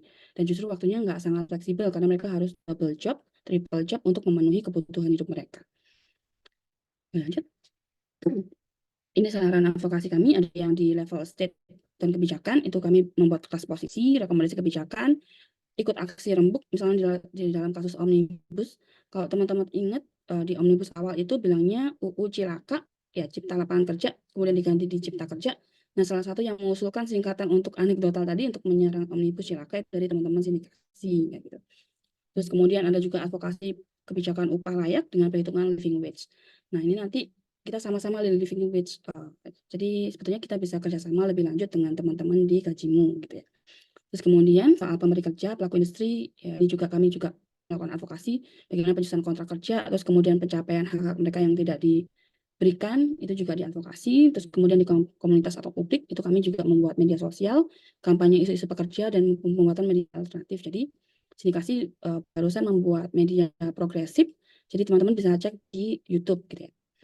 Terus kemudian dari segi pekerja dan serikatnya, ini kami juga berusaha meningkatkan posisi tawar mereka, kemampuan mereka bernegosiasi secara kolektif. Terus kemudian kami juga menyusun kalkulator upah berdasarkan living wage, tapi ini masih dalam tahap mau komunikasi sama developernya. Untuk permodalannya sudah ada. Lanjut. Nah, sebetulnya sasaran kami itu dalam sindikasi, khususnya untuk pekerja lepas, termasuk pekerja gig, itu ini. Ini kami mengacu pada kajiannya Schubert, Gardner, dan Glasser. Jadi mereka itu coba mengkombinasikan antara kebutuhan dasar hidup manusia, walaupun ini nanti agak debatable ya di aspek self-actualisasi, karena ini termasuk individualisasi, beberapa juga sudah mengkritik, tapi sebetulnya bisa dicapai secara kolektif. Ini akan dibenturkan dengan kategori decent work. Jadi ketemunya ini nih. Ini sebetulnya yang harus dapat dipenuhi baik untuk pekerja lepas, termasuk pekerja gig di industri media dan kreatif. Jadi mulai upahnya, keamanan kerjanya, termasuk K3-nya, jaminan kesehatannya, kemudian kebutuhan untuk komunikasi, kayak gitu ya. Aspek afektifnya, termasuk rekognisi dan apresiasi status yang biasanya diwujudkan dalam bonus dan pengakuan lama kerja atau jaminan tertentu, bukan jaminan, beban kerja tertentu gitu ya, yang berbeda dengan standar kerja yang biasanya. Terus kemudian juga ada kebutuhan untuk aktualisasi diri, pengembangan diri si subjek. Boleh lanjut. Nah, tapi ternyata untuk mencapai standar tadi tuh, yang kombinasi antara decent work dengan kebutuhan dasar hidupnya itu masih sangat jauh. Ini hasil survei kami untuk pekerja lepas, kebutuhan hidup mereka ini untuk aspek reproduktif. Jadi mungkin sebelum masuk ke sini, kami coba kombinasikan antara aspek produktif, itu kebutuhan alat kerja, dan reproduktif untuk kebutuhan hidup sehari-hari, walaupun keduanya saling berkaitan gitu ya. Jadi ini untuk aspek reproduktif saja itu sekitar 13 juta. Terus kemudian alat kerja utamanya nih seperti laptop, kemudian handphone, terus mungkin ada motor dan macam-macam, itu sekitar 1,7 juta rata-ratanya. Terus kemudian alat kerja penunjangnya, misalnya dia butuh untuk langganan koran nih, atau untuk langganan apa, itu sekitar 600.000 untuk rata-ratanya. Jadi kalau mau ditotal sebetulnya untuk realnya itu sekitar 15-16 kebutuhan yang benar-benar layak kayak gitu. Karena sebetulnya definisi upah layak itu upah yang mencukupi kebutuhan hidup pekerja beserta keluarganya. Jadi aspek reproduktif keluarga itu harusnya masuk dalam perhitungan. Kemudian juga bisa mengubah kemampuan pekerja dalam menikmati kehidupan personal. Jadi dia nggak sampai double job, triple job yang sampai mengurangi waktu istirahatnya dia, tapi dia bisa hidup kayak gitu. Selama ini kan kelihatannya besar upah freelance, tapi kerjanya sampai jam 4 pagi kayak gitu. Nah, itu sebetulnya nggak layak juga kayak gitu dalam perhitungannya. Sehingga butuh hal-hal yang lebih utuh dalam mencapai upah layak kayak gitu. Bahkan sebetulnya beberapa kajian responden kami, kemudian informan kami itu ada yang gajinya udah di atas upah minimum, tapi itu masih harus terjerat hutang. Kalau kebutuhan-kebutuhan ini nggak tercukupi, mereka pasti akan nyari tambahan pendapatan yang lain, bukan pendapatan ya, tambahan keuangan yang lain. Kalau keluarganya membantu, ya itu bagus begitu ya. Tapi kalau ternyata keluarganya nggak membantu, maka dia kemungkinan akan mengambil utang. Apalagi sekarang banyak pinjol gitu ya, sehingga mereka pasti akan terjebak utang kalau upahnya ternyata tidak layak. Lanjut, Mbak. Kak. Nah, selain itu, selain soal upahnya yang nggak sesuai, tadi juga sudah disebutkan oleh Mbak Yuwana ya, mereka juga memiliki posisi tawar kemampuan berunding yang lemah kayak itu. Nah ini ya, yang bisa ditunjukkan dari perjanjian kerja. Perjanjian kerja yang pertama, perjanjian kerjanya mereka nggak ada. Adapun seringkali itu tidak dirembukan bareng-bareng dengan pekerjanya. Jadi ya tinggal manut aja kayak gitu ya. Oh kamu saya kasih kontrak ini ya udah, ya itu yang ditandatangani. Kalau kamu nggak mau ya kamu nggak dapat kerjaan itu kayak gitu. Terus kemudian ada juga yang ya sama sekali nggak punya peran dalam menentukan isi kontraknya, tapi masih ada yang dirembukan berdua, walaupun yang dominan tetap pihak pemberi kerja. Kemudian juga ada lagi nih, nah lemahnya ini selain dari segi legal, juga ada kultur kerja yang seringkali terindividualisasi kayak gitu. Jadi mereka melakukan negosiasi sendiri, melobi-lobi sendiri kliennya kayak gitu supaya memberi upah yang lebih atau memberi bonus lebih kayak gitu. Ini juga terjadi di industri film. Gitu. Bisa lanjut.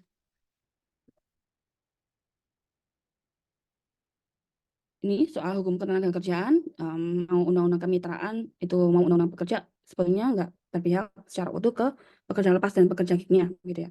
Jadi mau dilindungi pakai apa, kita juga bingung, karena undang-undang kemitraan juga sebetulnya juga debatable posisi mereka sebagai mitra, terus banyak hal itu sudah banyak dikaji oleh teman-teman, mungkin teman-temannya Mbak Yuwana juga banyak yang mengkaji soal itu, gitu ya. Terus kemudian jaminan upah layaknya juga belum optimal, karena selama ini ya itu tadi balik lagi mengandalkan negosiasi individu. Lanjut. Ini tadi juga sudah disebutkan oleh Mbak Nadia ya. Sebenarnya kesadaran pekerja lepas itu juga masih kurang kayak itu. Mereka harusnya digaji berapa itu juga kurang kayak itu. Bahkan untuk mencapai itu harus dilakukan secara kolektif juga kurang kayak itu. Jadi saya senang nih waktu Mbak Nadia yang lain dan yang lain bilang kalau ya ini nanti ujungnya bisa komunikasi dengan serikat atau pihak-pihak tertentu yang bisa membantu secara kolektif gitu. Jadi memang ini betul. Terus kemudian narasi pekerja lepas itu seringkali ditempel sebagai pebisnis atau entrepreneur. Misalnya nih beberapa orang menganggap ya pekerja lepas ya pebisnis kayak gitu, tapi tidak dianggap sebagai relasi kerja antara pemberi kerja dengan si subjeknya. Jadi relasinya itu dianggapnya setara, padahal itu relasi yang jelas-jelas timpang antara pemberi kerja dan pekerjanya. Lanjut. Ini beberapa strategi, jadi misalnya nih, seperti yang dilakukan oleh teman-teman gajimu ini, maksudnya ke eksepsionalis kayak gitu ya. Karena spesifik untuk isu-isu tertentu, pekerja kreatif tertentu, atau jenis pekerja tertentu, seperti itu. Ada yang subsektoral juga, sebetulnya juga masuk ke subsektoral dan sektoral begitu ya. Nah ini ada yang generalis, misalnya kerjasama dengan teman-teman serikat yang lain untuk menentukan upah nasional yang minimum itu berapa, idealnya berapa, itu juga perlu dikembangkan. Kalau kata Murray sama Kohlmitzer dalam penentuannya ini semua strateginya itu perlu ekologi kreatif, ekologi kreatif gitu ya. Jadi semua infrastruktur, mau material, kebijakan kultural, kebijakan sosial, dan perburuhan yang bersifat universal juga perlu kita garap bareng-bareng gitu Mbak. Lanjut. Ini secara general akhirnya apa yang harus dilakukan? Ini harus dilakukan. Tapi di mana posisi Mbak-Mbak Mas semua di sini gajimu di mananya begitu ya. Oke, lanjut.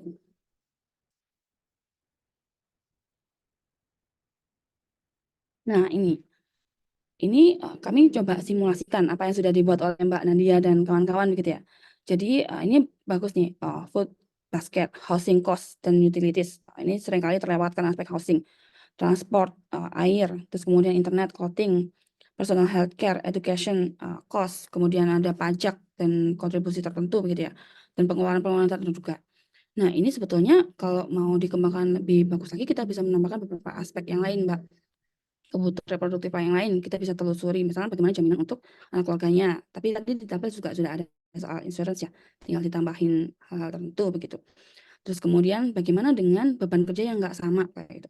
Misal sama-sama penelitinya, peneliti kuantitatif survei. Satunya survei deskriptif demografis gitu ya. Satunya survei pembuatan permodelan yang lebih kompleks statistiknya. Walaupun pengerjaannya sama-sama 4 bulan kayak gitu. Bagaimana penentuan gaji-gaji yang seperti itu? Alat kerjanya sama, kan pakai SPSS, pakai laptop kayak gitu, sama. Bagaimana pertimbangan gaji-gaji yang seperti itu? Saya rasa kalau itu bisa dikembangkan soal beban kerjanya, terus kebutuhan keterampilan kerjanya lebih atau enggak, itu akan jauh lebih berkembang kayak gitu. Gitu. Tapi yang saya soroti adalah perbedaan per provinsinya. Itu timpangnya enggak terlalu jauh, walaupun masih 1 jutaan lebih gitu ya, Mbak. Misalkan nih, di Jawa Tengah kan upah minimumnya itu sekitar 2 juta sampai 3,2 juta gitu ya. Tolong dikoreksi Mbak Yuwana yang dari Jogja mungkin ya lebih paham soal ini. Itu cuma 2 sampai 32 juta. Tapi dari teman-teman gajimu itu sudah nyampe 4 jutaan kayak itu. Yang gaji dasar ini loh Mbak, upah dasar ini. Selisihnya ini lumayan nih kayak gitu. Karena selama ini yang disoroti ini, padahal pekerja lepas atau pekerja gig itu kebutuhannya nggak jauh berbeda satu sama lain. Apalagi sekarang tren konsumsi, barang-barang konsumsi yang ada di Jabodetabek juga nggak jauh berbeda dengan apa yang ada di Jogja kayak gitu. Peningkatan kebutuhan rumah juga semakin meningkat dari tahun ke tahun kayak gitu. Kalau main ke Malioboro tuh sama aja sama kayak main di Jakarta sebetulnya, makan-makannya dan sebagainya kayak gitu. Sehingga di sini Malioboro bukan Jawa Tengah ya Mbak, maaf. Ya, Mbak contoh aja di Jogja gitu. Ya, jadi sebetulnya kalau selisihnya nggak terlalu jauh dengan perhitungan UMR ini bagus nih. Bisa dibantu advokasi teman-teman upah minimum yang di daerah Jawa Tengah. Kok bisa sampai 2 jutaan ini dari mana perhitungannya kayak gitu. Ini teman-teman gajimu bisa menyampaikan gagasannya kayak gitu. Boleh lanjut Mbak? Nah, ini juga detail soal alat kerja karena seringkali pekerja lepas itu kecolongan di biaya produktif. Jadi mereka tuh seringkali memodali laptop sendiri, bahkan sampai harus berhutang, nyicil kayak gitu ya. Kemudian pembelian software, pembelian langganan aplikasi tertentu, dan itu biasanya nggak murah kayak itu ya. Kalau mau murah ya pakai bajakan, tapi kan kita nggak menganjurkan untuk soal itu, menganjurkan untuk menggunakan itu gitu ya. Tapi ada beberapa hal yang seringkali itu kecolongan kayak itu. Dan ini udah dimasukkan alat produksi. Bahkan bukan cuma alat produksi utama, ada juga perlengkapan tambahan kayak gitu. Ini kita sama Mbak kayak itu soal ini. Terus kemudian pengisian alat produksi juga bisa custom gitu ya. Tadi udah dipraktekkan oleh Mbak Nadia juga. Jadi kita tergantung nih kebutuhannya berapa. Nah, ini bisa di-improve lagi kalau kita juga memberikan informasi bagaimana menghitung per bulannya. Kayak gitu. Misal nih, laptop. Laptop kan kita belinya kan utuh nih. Misalnya 20 juta, desainer butuh laptop yang 20 juta ke atas. Kayak gitu. Bagaimana menghitungnya per bulan. Misal bisa diusulkan masa aus laptop itu berapa sih? Kayak gitu. Laptop udah mulai rusak itu berapa tahun, itu bisa dibantu perhitungan konversinya per bulan. Itu akan sangat membantu kalau ada keterangan soal konversi per bulannya kayak gitu. Terus bagaimana dengan ini yang juga jadi PR waktu kami teman-teman di sindikasi, bagaimana dengan pembelian aplikasi yang seumur hidup gitu ya. Apakah akan kita masukkan ke alat tambahan, terus bagaimana konversi per bulannya kayak gitu. Itu juga menjadi PR. Jadi kalau ada keterangan nih, bagaimana sih menghitung per bulannya kayak gitu. Walaupun entah itu di FAQ, tapi lebih bagus kalau dikasih keterangannya di sini kayak gitu. Nggak terlalu banyak page yang dibuka. Itu jauh lebih bagus untuk pekerja lepasnya kayak gitu. Karena nggak semua bisa mengkonversi per bulan, perhitungannya dari mana, kan bingung ya kayak gitu. Itu gitu. Terus bisa dilanjut Mbak? Ya. Nah, dari sini kami berharapnya nih living wage-nya itu bukan upah minimum naik dikit, tapi benar-benar yang living wage. Yang membuat pekerja lepas itu nggak harus banyak project tidur sampai jam 4 malam, tapi udah bisa hidup. Mereka nggak perlu juga sampai berhutang untuk hidup atau memenuhi kebutuhan hidup mereka kayak gitu. Jadi harapannya ya living wage-nya yang benar-benar yang living wage kayak gitu. Bisa ditingkatkan lagi tentang living wage-nya. Kemudian menempatkan pekerja gig yang memang sebagai pekerja yang memiliki relasi kerja kayak itu ya. Bisa diarahkan membuat PPKB. Sebetulnya Saya sempat main-main sama situsnya Gajimu kan akhirnya. Itu beberapa subdomainnya atau sub opsinya itu ada soal kontrak ya Mbak, PKB ya Mbak, kalau nggak salah. Itu sebetulnya, ya betul ya? Ya itu, kalau misalnya ternyata juga diarahkan pekerja gig mau buat seperti itu juga bagus Mbak. Jadi setelah bikin upah, gimana memasukkan dalam kontraknya, itu bisa diintegrasikan. Karena bagaimanapun ya mereka juga relasinya relasi kerja kayak gitu. Mereka bekerja untuk dapat upah kayak gitu. Terus kemudian bisa mengurai lagi kebutuhan-kebutuhan reproduktif atau reproduktifnya itu juga bisa lebih optimal supaya lebih rigid lagi. Terus kemudian juga mengurangi dampak potensi individualisasi pekerja. Karena kan ini kan sifatnya, oh saya buka website, saya nemu upahnya, ya saya tinggal negosiasi kayak gitu. Tapi nggak semua pekerja punya kemampuan untuk negosiasi sehingga perlu aksi kolektif. Dan itu butuh cantolan yang lebih kuat untuk mencapai hal tersebut kayak gitu. Sehingga gimana caranya ketika mereka tetap buka website, mereka mengisi kalkulatornya, dapat upahnya, tapi mereka tetap ada kepedulian atau aksi kolektif bareng-bareng untuk mencapai hal ini. Kayak gitu. Terus kemudian juga bisa menyusun kampanye dan advokasi yang terintegrasi nih. Bisa bareng-bareng nanti kita Mbak. Kayak gitu. Terus kemudian salah satu hal lain yang perlu dijawab dari isu upah ini adalah upah living wage adalah seringkali living wage itu dibenturkan dengan belum ya nggak apa-apa dibenturkan dengan employment rate kayak gitu. Kalau kamu mau living wage nanti kami nggak mau merekrut kamu loh kayak gitu. Nah isu-isu yang seperti itu juga perlu dijawab yang sebetulnya juga bagian dari proses strategi tadi. Akhirnya untuk mencapai upah layak tadi ya, kita nggak cuman butuh menentukan upahnya aja kayak gitu, nominal upahnya aja atau model perhitungan upahnya aja. Tapi kita bisa kerjasama dengan berbagai kelompok kayak gitu untuk fokus ke satu isu yang sama kayak gitu ya, untuk menghasilkan general knowledge of the issue. Ini kan udah bagus ya, udah ada soal upah itu kan sebetulnya juga bagian dari pengetahuan dan technical strateginya. Detail-detail pengisian tadi itu sebetulnya juga bagian dari strateginya kayak gitu. Tinggal nanti bagaimana ini menjadi social policy sehingga kekuatan hukumnya bisa lebih kuat kayak gitu. Jadi nggak mengandalkan negosiasi antara pekerja gignya dengan pemberi kerjanya, tapi ada cantolan yang lebih kuat secara hukum di Indonesia kayak gitu. Oke, jadi sekali lagi kami harap bisa lebih optimal lagi dari Gajimu, tapi kami juga mengapresiasi apa yang sudah dilakukan oleh teman-teman Gajimu. Sekali lagi selamat untuk Mbak Nadia dan kawan-kawan yang sudah membuat kalkulator ini. Terima kasih ya. Terima kasih Mbak Estu sudah mengingatkan kami juga bahwa alat ini juga penting digunakan, tapi juga kesadaran kolektif serikat juga penting untuk bernegosiasi. Upah sebagai standar dengan alat ini penting, tapi juga kesadaran kolektif dan kemudian mendorong proteksi terhadap pekerja gig ini menjadi hal penting juga harus didorong bersama. Sepertinya menarik kalau ke depan nanti Nadia atau tim Gajimu datang ngobrol langsung dengan teman-teman serikat sindikasi untuk menguji langsung apakah ini bisa work atau enggak dan kemudian dinegosiasikan, terutama pekerja kreatif yang baru gitu ya, bisa dia negosiasikan dan sebagainya. Selanjutnya saya meminta teman-teman mengisi feedback, nanti akan dikirim oleh Mbak Lydia atau Andi, akan mengirim di dalam chat ini, mengirimkan feedback terkait acara webinar ini. Nah, kita masih ada waktu ini, mungkin 5 menit ya, tapi sebelum closing statement, saya mau minta dulu 1-2 untuk satu orang bisa mau bertanya, silahkan teman-teman yang mau bertanya. Di sini ada banyak yang saya lihat teman-teman dari ojek online juga ada, kemudian ada juga pekerja kreatif tadi saya lihat juga, Mbak Dian ini kan pekerja penulis buku juga, bagaimana menegosiasikan ketika nulis buku itu dan diterbitkan. Silakan kalau ada yang mau bertanya silakan. Satu orang saja ya. Karena beberapa pertanyaan di dalam chat sudah saya lihat beberapa sudah dijawab gitu ya oleh beberapa teman-teman Gajimu. Silakan raise your hand, kemudian kita akan pilih. Silakan untuk memasukkan ke dalam di webinar ini juga. Silakan. Nah, ini siapa? Mas Caca ya. Mas, raise your hand-nya kelihatan banget ya. Silakan Mas Caca. Oke, terima kasih. Oke, ada 2 orang yang raise hand.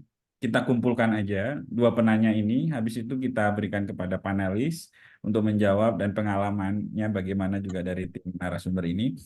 Mas Caca duluan, habis itu Mas Sugiyanto. Oh, ada banyak yang tanya ternyata. Ada juga Mas Toha ya. Mas Toha, kita pilih 3 ya. Ternyata ini sangat antusias. Nggak apa-apa lah kita terlambat dulu ya selesainya ya, karena ini antusias. Mohon maaf para panelis nih, kita harus menjawab keluh kesah orang ini. Kalau kita tidak selesaikan pertanyaannya, merasa berdosa kita ini kan. Nanti saya merasa bersalah kalau nggak dikasih ruang. Silahkan pertama Mas Caca ya, setelah itu Mas Sugianto dan Mas Toha. 3 orang. Silakan Mas. Baik, terima kasih atas kesempatannya Mas Didi. Eh, eh, terima kasih semuanya atas kesempatannya. Perkenalkan saya Caca. Saya memiliki pengalaman sebagai jurnalis selama 15 tahun dan terakhir saya sebagai freelance writer untuk copywriter dan yang lainnya.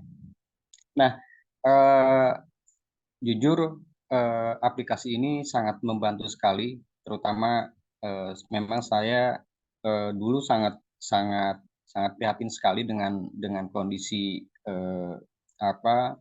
gaji yang diterima oleh pekerja media, karena memang menurut kami ya, sangat kecil atau tidak sepadan dengan risiko yang kami hadapi di jalanan, sehingga seperti ada anggapan dalam diri kami sendiri, kami itu mati kalau enggak di jalanan, kami mati dengan penyakit, karena memang kami bekerja seperti tidak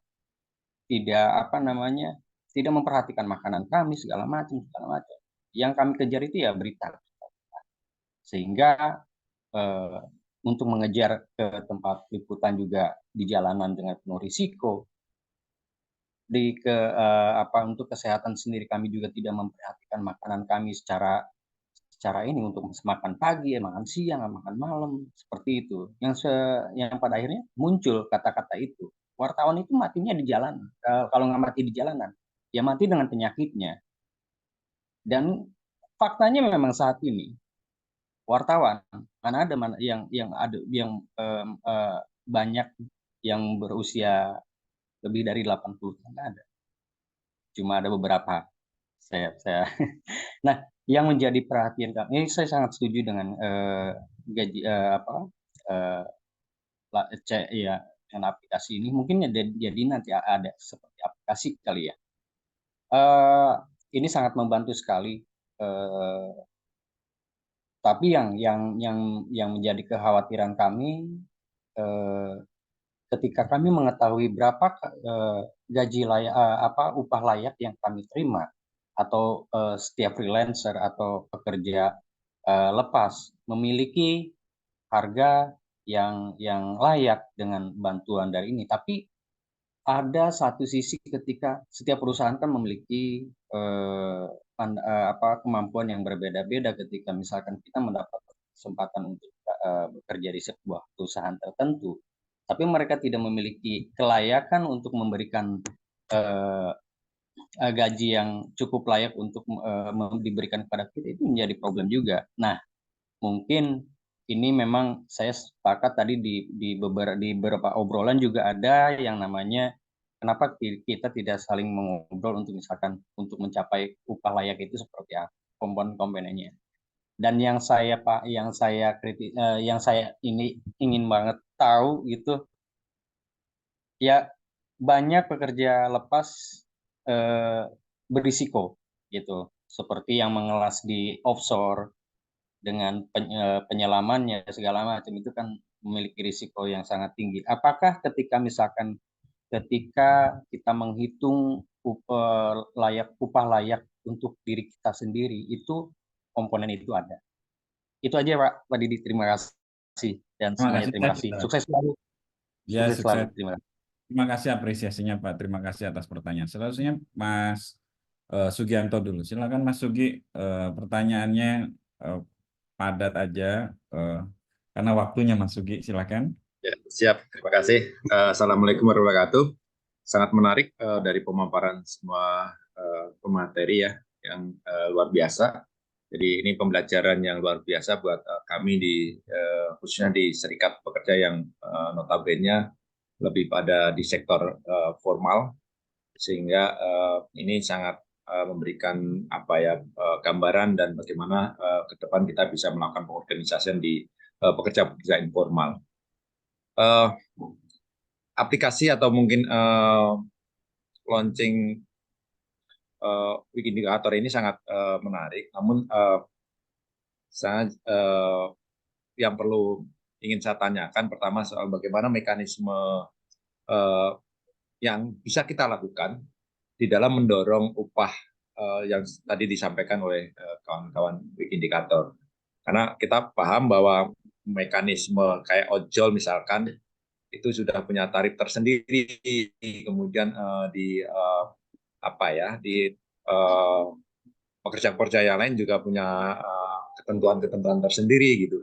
Bagaimana kemudian mekanisme ini bisa didorong agar apa yang menjadi ide besar di dalam link ini atau mungkin aplikasi ini bisa terwujud, dan ini sesuatu yang sangat luar biasa buat kawan-kawan, terutama kawan-kawan ojol ya, yang selama ini memang nasibnya ditentukan oleh aplikasi ya. Bahkan kalau tidak salah kawan-kawan ojol kesehariannya walaupun on time, tapi ketika melakukan kesalahan itu ada suspend yang mengakibatkan dia tidak mendapatkan penghasilan. Dan yang kedua, karena untuk mendorong sebuah mekanisme, untuk mendorong negosiasi, pasti diperlukan sebuah serikat. Persoalannya di beberapa kasus yang coba dilakukan oleh kawan-kawan ojol, misalkan dinas atau mungkin pemerintah setempat itu tidak mengakui keberadaan pekerja freelance ini, ya. Misalkan Kak Ojol itu mereka tidak mengakui itu sebagai pekerja karena dianggap sebagai mitra. Ini yang mungkin menjadi masalah juga buat kawan-kawan di yang freelance seperti ini. Nah, bagaimana cara mekanismenya supaya kawan-kawan ini bisa berserikat dan juga bisa mendapatkan upah yang layak lah bagi penghidupannya. Saya kira itu aja. Terima kasih. Terima kasih Mas Sugianto. Selanjutnya Mas Toha Syafaril. Dari mana Mas Toha? Perkenalkan juga. Mas Sugianto dari Terima kasih. Mas Toha dari mana? Perkenalkan Mas. Silakan. Oke. Saya Taha Syafaril dari Asosiasi Driver Online. Saya teman baiknya Mbak Yuwana. Jadi saya diundang dan saya sangat apresiasi sekali dengan upaya ini ya, sebuah upaya yang bagus sekali untuk membuat perhitungan tarif layak bagi gig worker. Dan kebetulan Asosiasi Driver Online itu sebenarnya mewakili profesi ojol dan taksi online. Jadi kami sudah tahun ini sudah masuk 8 tahun berorganisasi, dan kita sudah sedikit banyak sudah tahu seluk-beluk dan apa yang terjadi di di Indonesia tentang transportasi berbasis digital ini gitu. Dan tahun ini bulan depan insya Allah kami di ADO juga diundang ke Colombo, Sri Lanka. Ada annual convention dari ATW, International Alliance Application Based Transportation Worker. Jadi kerja transportasi yang berbasis aplikasi. Dan terakhir kami juga bertemu dengan Wakil Menteri Kemenaker tentang draft regulasi pekerja industrial, hubungan industrial. Jadi yaitu pekerja yang berbasis aplikasi. Di situ nanti mungkin nggak cuma pekerja transportasi seperti yang dibuat di sini di wage indikator. Jadi ini sebenarnya ada guidance lights ya. Jadi secara global gitu ya. Jadi kita ini bentuknya adalah scale up.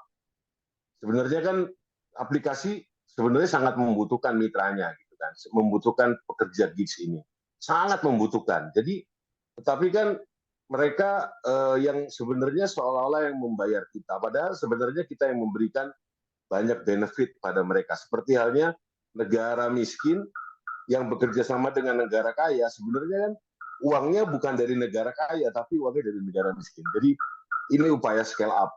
Nah sebelum itu mungkin seperti dibahas dengan Pak Dirjen, waktu itu saya mendengarkan pemaparan Pak Samuel Dirjen Kominfo, bahwa tujuan diberdayakan atau didukungnya, disupportnya oleh pemerintah kepada aplikasi-aplikasi transportasi itu indikatornya adalah equilibrium. Jadi keseimbangan ya, saya bacanya itu keseimbangan yang terjadi di masyarakat,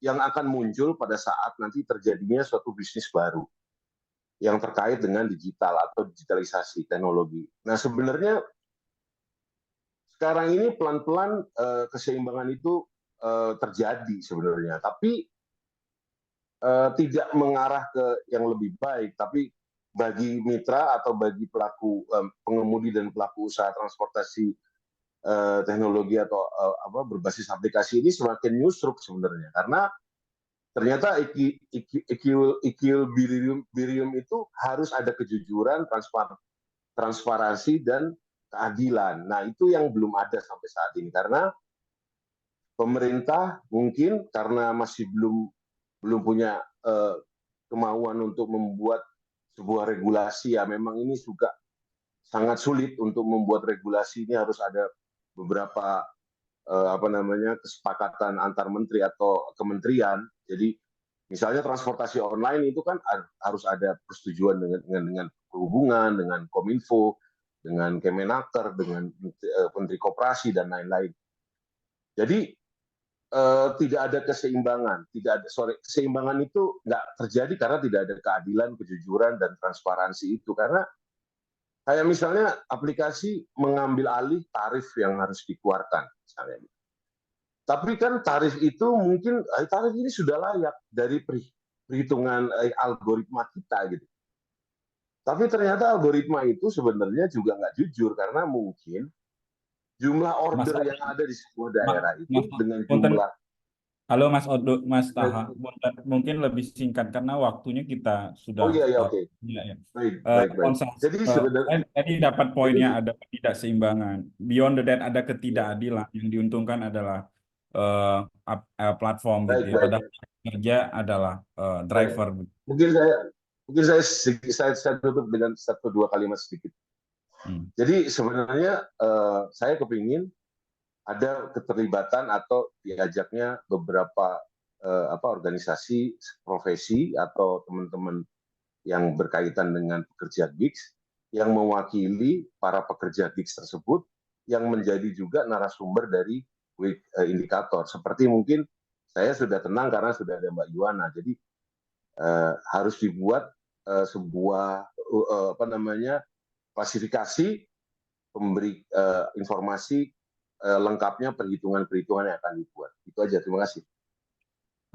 Mas Odo, mungkin nanti teman-teman Wage Indicator Gajimu bisa kontak Mas Odo, nanti kita bisa berkunjung, arrange lah kapan, sambil ngobrol, diskusi santai di kantornya Mas Odo atau di kantor Gajimu. Mas Taha namanya, Mas Didit, bukan Mas Taha, Taha itu Mas Adu itu dari asosiasi Ado. driver online ya. Ada 3 pertanyaan, ada 3 input, tapi Mas Toha lebih banyak untuk ingin ada keterlibatan pekerja gig yang juga mewakili narasumber, dan kemudian menyampaikan ketidakadilan bahwa katanya sih ini mensejahterakan pekerja, memberikan ruang bekerja baru, padahal prakteknya adalah eksploitasi karena yang bekerja adalah driver, yang punya apps nggak bekerja, kira-kira begitu. Nah, ada 2 pertanyaan penting tadi dari Mas Caca dan kemudian satu lagi dari SPN, Mas Sugi. Mas Caca ini pertanyaannya, apakah ada aspek lain yang bisa menghitung keselamatan dan kesehatan pekerja di dalam platform ini gitu ya? Tadi sudah disampaikan oleh Nadia sebagai penggagas dengan Wage Indicator dengan tim Gajimu, ada aspek yang disebut dengan jaminan sosial. Nah, tadi Mas Caca menyampaikan seperti pekerja di outsource, apakah lepas pantai begitu, apakah ada aspek keselamatan dan kesehatan pekerja juga di dalam aspek ini. Itu pertama. Yang kedua, ini pertanyaan dari Mas Sugianto. Bisa nggak bagaimana mekanisme ini dapat didorong, platform ini bisa terwujud bagi kawan-kawan ojol, karena ojol sendiri punya app sendiri dan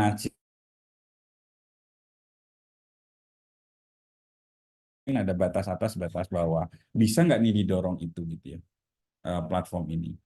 Ditambahan lagi, bisa nggak sebenarnya, karena faktanya bahwa ini pertanyaan yang kedua, yang ketiga, yang tadi yang kedua dari Mas Sugianto, mereka itu kalau mau berserikat kerap kali dinas tidak mengakui ojol sebagai pekerja, tapi sebagai freelance begitu, atau sebagai mitra maksudnya. Bagaimana mekanismenya agar mereka juga menjadi bagian dari serikat?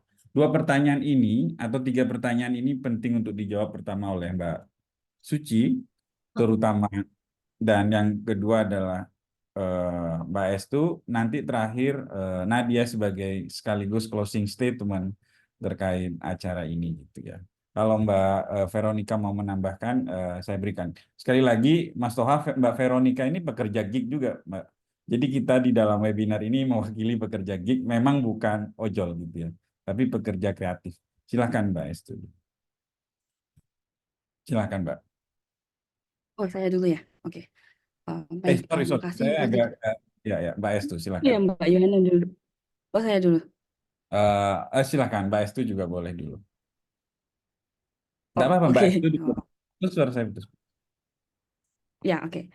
Jadi sebelumnya terima kasih ya untuk Mbak Mas yang sudah merespon tadi. Minimal itu berarti masih ada kepedulian dari Mbak Mas pekerja semua untuk ngobrolin soal ini bareng-bareng secara kolektif kayak gitu. Nah, tadi soal wartawan memang resiko kerjanya juga cukup tinggi.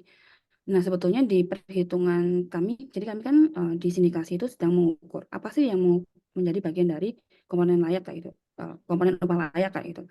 Nah, salah satunya itu resiko kerja seperti yang disampaikan oleh Mas yang jurnalis tadi. Maaf, namanya siapa Mas tadi yang jurnalis tadi? Mas Caca. Ya, Mas Caca. Mas memang Caca. wartawan itu hidupnya bisa mati di jalan kayak gitu. Bahkan tadi Binatang Pos sebetulnya itu kasusnya jurnalis kayak gitu. Terutama jurnalis-jurnalis di daerah yang sangat underpaid. Beberapa teman saya itu justru nggak betah untuk kerja wartawan di daerah, akhirnya memutuskan untuk keluar karena memang sudah underpaid. Terus kemudian tekanan untuk target tulisannya juga lumayan, akhirnya memutuskan untuk keluar kayak gitu. Sehingga dari proses situasi yang kayak tadi, ya itu butuh aksi kolektifnya Mas, kayak itu. Kita bisa bareng-bareng. Sebenarnya kalau untuk wartawan ada beberapa, ada AJI yang juga sudah membuat standarisasi upah, kemudian sindikasi juga bisa masuk soal itu. Nah itu kita perlu bareng-bareng rumusin untuk proses advokasinya bagaimana. Kayak itu, terutama untuk yang di daerah-daerah. Sindikasi sudah coba mulai expand di beberapa daerah, jadi nggak cuma di Jakarta aja, di Jogja ada, terus kemudian di Bandung ada kayak gitu. Jadi kalau mau nih bisa bareng-bareng nih kita sama-sama untuk ngerjain perlindungan ke wartawan kayak itu. Karena sebetulnya sindikasi yang paling banyak itu juga wartawan, salah satu yang anggotanya gitu ya. Kayak itu bisa kita kerjakan bareng-bareng. Nah, balik lagi ke resiko kerja, sorry sempat kelupaan. Resiko kerja kan tadi ada 5 dimensi. Salah satunya adalah soal aspek keamanan. Itu masuk ke ya termasuk resiko kerja. Ternyata setelah diukur resiko kerja itu nggak terlalu berpengaruh signifikan terhadap upah layak. Tapi kami kan mengujinya pakai uji pengelompokan komponen, pakai faktor analisis. Tapi itu harusnya terintegrasi dengan aspek reproduktifnya dia kayak gitu. Karena sebetulnya definisi reproduktif yang juga menyangkut kehidupannya dia sehari-hari kayak gitu. Jadi kalau mau nih kita ukur bareng-bareng nih kebutuhan hidupnya wartawan itu berapa sih kayak itu per bulannya, per harinya, per tahunnya kayak gitu. Itu dijadikan bagian dari perhitungan. Nah, selama ini perdebatan di kalangan teman-teman aktivis, peneliti perburuhan, nah seringkali pemberi kerja itu nggak sanggup untuk membayar itu semua kayak gitu. Nah, akhirnya tuntutannya pun balik lagi seperti yang sudah disampaikan tadi, advokasinya nggak cuman ke pemberi kerja, tapi juga ke state soal jaminan sosial. Jadi kita bisa sama-sama tentukan jaminan apa sih yang kita butuhkan. Oh, jaminan hari tua dan sebagainya, atau komponen-komponen yang sudah ada di BPJS. Kita bareng-bareng rumuskan untuk dituntut bareng-bareng ke state tadi kayak gitu. Itu bisa kita ajukan dan memang beberapa yang melakukan aduan ke sindikasi juga persoalan di BPJS kayak gitu. Itu bisa kita bareng-bareng ajukan gitu Mas tadi kayak gitu. Terus kemudian tadi soal boleh nyambung dikit soal platform ya Mas Didit, kerja platform. Jadi memang trennya tadi saya setuju banget sama Mbak Yohana yang bilang dari awal memang pekerja informal itu sudah ada dari dulu kayak gitu. Bahkan buruh manufaktur yang bawa jahitan ke rumah itu sebetulnya juga pekerja informal gitu kan ya Mbak. Kayak itu terus itu juga bagian dari pekerja informal kayak pekerja lepasnya pabrik lah kayak gitu. Nah, Nah, seringkali tuh, saat ini tuh pekerja-pekerja kayak itu tuh dimasukkan ke platform yang sebetulnya itu justru merugikan mereka karena potongannya besar dan sebagainya. Memang secara beban kerja bisa nambah, tapi perbandingan antara beban kerja dengan apa yang didapatkan itu justru lebih jauh kayak gitu. Justru makin tereksploitasi bebas kayak gitu. Justru semakin tereksploitasi, nggak bebas dan banyak hal lainnya kayak gitu. Sehingga tadi sasarannya juga ke pemberi kerja dalam tanda kutip si platform tadi. Nah, ini yang perlu kita khawatirkan bareng-bareng rame-rame nih kayak gitu. Sebenarnya platform ini kan nggak cuma di ojek online, tapi di beberapa pekerja kreatif juga ada kayak gitu. Platform ini makin kuat kayak gitu. Kita nggak punya pengaruh, bahkan yang terakhir yang protes soal yang pengiriman ojek yang waktu pertama kali Tokopedia sama Gojek gabung tuh yang punya aplikasi sendiri itu protes rame-rame pun di aplikasinya itu pun nggak akan berpengaruh kalau ternyata nggak sesuai dengan kepentingan si platformnya. Kan sebetulnya juga soal efisiensi dan pelanggaran aturan ketenagakerjaan kayak gitu. Aturan platform kalau nggak salah saya lupa aturannya mana kayak gitu. Sehingga aplikasinya akhirnya ditutup kayak gitu. Nah, seringkali kepentingan kita itu baru bisa terwujud kalau itu sudah menyangkut dengan kepentingan si pemberi kerjanya, si platformnya. Nah, ini bahkan beberapa beberapa tawaran soal platform kooperatif dan alternatif lainnya itu juga nggak nyampe kayak gitu. Nah, akhirnya ya ini maka dari itu saya harapkan sih bisa bareng-bareng untuk mengerjakan isu-isu yang seperti ini kayak gitu. Setelah upah ya apa selanjutnya gitu, untuk mungkin PR untuk Mbak Nadia juga gitu ya Mbak. Iya sih. Silakan Oke, Mbak. bukan buat PR Mbak Nadia, tapi PR bersama lah kira-kira sama Iya, sindikasi, Mbak. sindikator dan Betul, baru. Soha dan Oke, selanjutnya Mbak Yuwana, silahkan Mbak. Ini pertanyaannya menarik. Karena Mbak tadi ngomong tentang ojol, bagaimana platform ini dapat didorong bisa terwujud yang skemanya upahnya langsung di aplikasi itu. Mbak menjelaskan itu tadi. Itu Ya, pertanyaan. Silakan Mbak. baik. Mungkin dari saya singkat ya, karena ini juga waktunya udah offset ini. Iya. Apa namanya, dari saya mungkin singkat apa yang ingin saya sampaikan, bagaimana supaya kriteria dari tarif cek tarif layak ini bisa masuk menjadi kriteria gitu ya. Ini saya mau share kemungkinan minggu depan kita juga akan launching policy brief terkait penentuan tata kelola taksi online di Indonesia gitu ya. Dan ada salah satu poin yang kami rekomendasikan perlu adanya forum triparti nanti antara pemerintah, aplikator, dan juga driver. Dalam hal ini mungkin kita masih pakai terminologi mitra ya kalau dilihat dari sisi peraturannya. Nah, dari forum triparti ini yang saya bisa bayangkan gitu ya, tiap aktor ini udah punya kriteria masing-masing. Pemerintah punya kriteria tadi ya, wilayah, terus kuota, lalu aplikator punya kriteria ability to pay, willingness to pay. Nah, driver kalau misalnya diundang forum, apa ya kriterianya? Nah, kalau bisa kita pakai kriteria yang gajiku ini atau gajimu ini gitu ya, yang menjadi alat untuk tawar-menawarnya nanti negosiasinya. Memang tadi di grup chat juga ada banyak yang cerita ya, kok kayaknya kalau dilihat dari hasilnya jauh dari ideal dan memang kondisinya seperti itu gitu ya. Tapi saya kira mungkin sebagai awal mula dari tarik-menarik ini atau tawar-menawar ini, mungkin nanti kalau di PM kita ada tarif batas bawah, batas atas. Nah, di gaji layak ini atau tarif layak ini, driver itu juga punya kayak mana batas tidak layak apa ya, batas layak yang bawah, mana batas ideal, dan nanti mungkin hasilnya mudah-mudahan gitu ya dari forum triparti ini akan lahir tarif yang lebih ya mungkin kalau bisa dibilang membuat bahagia semua enggak juga, tapi setidaknya poin-poin mengenai kesejahteraan pekerja, tadi ya perlengkapan yang dibutuhkan pekerja, waktu yang dikeluarkan itu menjadi bagian yang juga dipikirkan gitu, nggak hanya memikirkan dari sudut pandang konsumen atau sudut pandang regulasinya saja. Mungkin itu ya sedikit dari saya. Nanti kalau buat yang berminat bisa kita ngobrol lebih lanjut ya. Dan saya kira terkait mengenai serikat, sudah ada sebenarnya asosiasi perhimpunan ya seperti ADO dan lain-lain gitu yang bisa menjadi wadah setidaknya. Memang kondisi ojol saat ini belum ideal begitu ya karena belum bisa diakui sebagai tenaga kerja formal.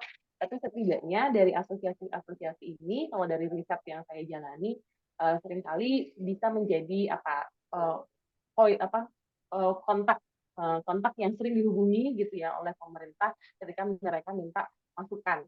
Nah, mungkin sementara rencana sementara bergabung di asosiasi-asosiasi ini dulu. Begitu dari saya, Mas Didit, mudah-mudahan bisa menambah ini Ya, menjawab pertanyaannya. ya, terima kasih Mbak sudah mengirimkan link. Ada gagasannya, ada institusi tripartit lah kira-kira, tripartism. Meskipun di dalam kerangkanya masih diakui sebagai mitra, seharusnya diakui sebagai pekerja, itu PR besar gitu ya. Nah, selanjutnya ada dua lagi, mungkin Nadia mau menanggapi, silahkan saya kasih waktu kalau mau menambahki, karena banyak yang menyebut namanya Ibu Nadia tadi, karena banyak yang concern terhadap ini. Iya, oke. Aku mungkin mau disclaimer dulu ya. Jadi kalau tadi Mbak Dela sempat bilang di awal-awal, jadi sebenarnya gajimu tuh fokusnya bukan di gig ekonomi ya. Kita sudah banyak bekerja dengan sektor formal justru, dan TGSL lebih fokusnya. Jadi kita baru mau memulai. Kalau di wage indicator mungkin itu sudah agak lebih lama, lebih dulu. Tapi kalau misalnya gajimu itu memang kita baru mulai di 2023 kemarin gitu. Jadi kita tuh memang masih banyak sekali yang harus dipelajari. Cuma untuk aplikasi ini kita tahu, bukan aplikasi, sorry, untuk cek tarif layak ini kita tahu kita tidak akan bisa memuaskan semua orang gitu kan ya. Tapi setidaknya sudah ada, kita mau alat itu sudah ada di pasaran sehingga orang-orang itu bisa mencoba. Nah, kalau misalnya sudah mencoba itu kan akan semakin banyak datanya, maksudnya akan semakin banyak feedback yang akan kita kumpulkan. Nah, dari sini kayak Mas Caca tadi, kita mesti mempertimbangkan aspek K3 juga, ini harus dimasukin juga ke sini. Dan tadi dari Mbak Estu juga lumayan banyak gitu ya, yang bisa nantinya diimplementasikan di cek tarif layak itu. Kita juga waktu meluncurkan itu di global gitu, itu diskusinya banyak sekali. Setiap melakukan webinar pasti nanti akan ada request-nya lagi, request-nya lagi. Nah, itu jadinya kalau nggak diluncurkan, itu nanti nggak selesai-selesai itu, misalnya kayak gitu. Jadi ada banyak yang mesti kita pikirkan. Nah, tadi Mbak Suci juga bilang ini adalah alat yang hidup, dan aku juga, jadi ini adalah alat yang masih hidup, yang masih akan terus diperbaharui secara berkala. Contohnya dari tadi ya, platform, misalnya jenis platformnya kok cuma sedikit, kok jenis pekerjaannya cuma sedikit, harusnya bisa lebih banyak, dan sebagainya gitu. Nah, ini tuh jadinya itu bisa menjadi masukan buat kita nanti bagaimana kita mengkategorisasikannya dengan lebih baik misalnya. Ataupun nanti ada aspek komponen-komponen yang mungkin bisa dimasukkan ke dalam aplikasi. Itu kalau untuk aplikasi. Kalau menjawab pertanyaannya Pak Caca, itu kita belum memasukkan hal itu. Kita memasukkan jaminan sosial di dalamnya, tapi itu hanya seputar tabungan saat pensiun, terus tabungan saat tidak dapat bekerja dikarenakan tidak tersedianya pekerjaan, tabungan apabila tidak dapat bekerja karena disabilitas, atau tabungan apabila tidak dapat bekerja karena sakit, tabungan karena pensiun, hanya sebatas itu. Jadi belum menilai resiko, karena itu kan juga susah ya Pak, menilainya itu susah gitu, membuat standarnya apalagi gitu. Yang kemarin aja kita untuk menentukan kayak waktu overhead gitu, waktu yang dibutuhkan untuk waktu tunggunya berapa lama kira-kira dan sebagainya, itu tuh panjang diskusinya dan lumayan beda. Makanya kita ada di halaman ketiga, di mana pekerja itu bisa memodifikasi sesuai dengan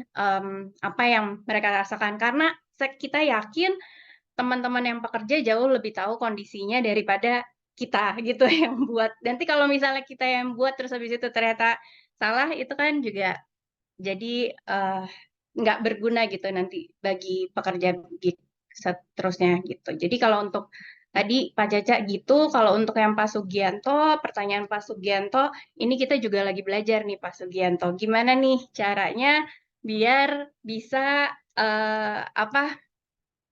bisa membantu teman-teman, entah itu dari serikat, entah itu dari akademisi, entah itu dari komunitas driver dan sebagainya, itu untuk bisa mengadvokasikan hak-haknya mereka, untuk bisa sama-sama melakukan perundingan kolektif dengan platform aplikasi ataupun kayak yang Mbak Suci sudah lakukan akan lakukan itu forum tripartit dan akan membuat policy brief untuk kebijakan pemerintah gitu. Jadi kita iniin dulu ya. Jadi kan semua biasanya setiap organisasi akan ada porsi-porsinya gitu. Kalau misalnya di Gajimu berarti ya kita akan fokus untuk mengembangkan alat ini jadi semakin akurat. Nanti untuk advokasinya itu nanti akan ada organisasi lain yang kita harapkan bisa catch up untuk itu gitu. Jadi kalau kita melakukan semuanya tuh kayak nanti nggak fokus gitu, jadinya kualitasnya juga nggak oke gitu, takutnya gitu. Itu sih dari saya. Terima kasih. Saya juga sampaikan terima kasih Mbak Nadia. Ini ada yang bertanya lagi, coba saya baca dulu ya sebelum saya berikan kepada MC. Problem ojol sebelumnya kan diregulasi, Pak. Nah, apa platform ini bisa menyentuh areal itu? Tolong ditanyakan ke narasumber dong, Pak Moderator. Jadi platform ini belum bisa mengatur regulasi, tapi platform ini sebagai baseline, sebagai upah, itu bisa untuk dinegosiasikan. Nah, problem regulasi kita bisa angkut secara bersama-sama, ada sindikasi, ada pekerja gig, ada asosiasi driver online, Mas Toha, ada SPN, ada dosen Mbak Suci, ada juga yang Mbak Veronica, pekerja kreatif. Mungkin kita bisa bersama-sama begitu ya. Nah, saya mau menyimpulkan kira-kira platform ini kan baru ya, sekali lagi mungkin bisa dijadikan alat sebagai awal gitu ya untuk di-testing, menegosiasikan ketika kita bekerja secara freelance. Itu yang pertama. Untuk SPN Pak Sugianto, alat ini bisa dijadikan untuk alat pengorganisasian Pak. Coba masuk ke driver, pekerja-pekerja kreatif, ini loh alatnya, coba dipakai, begini cara negosiasinya dan bisa merekrut anggota baru. Dan itu juga mungkin berguna bagi sindikasi sebagai pintu masuk dengan platform ini begitu. Itu sih dari saya, sekali lagi terima kasih. Saya ucapkan juga terima kasih Mbak Veronica sudah kasih testimonial terhadap platform ini. Terima kasih.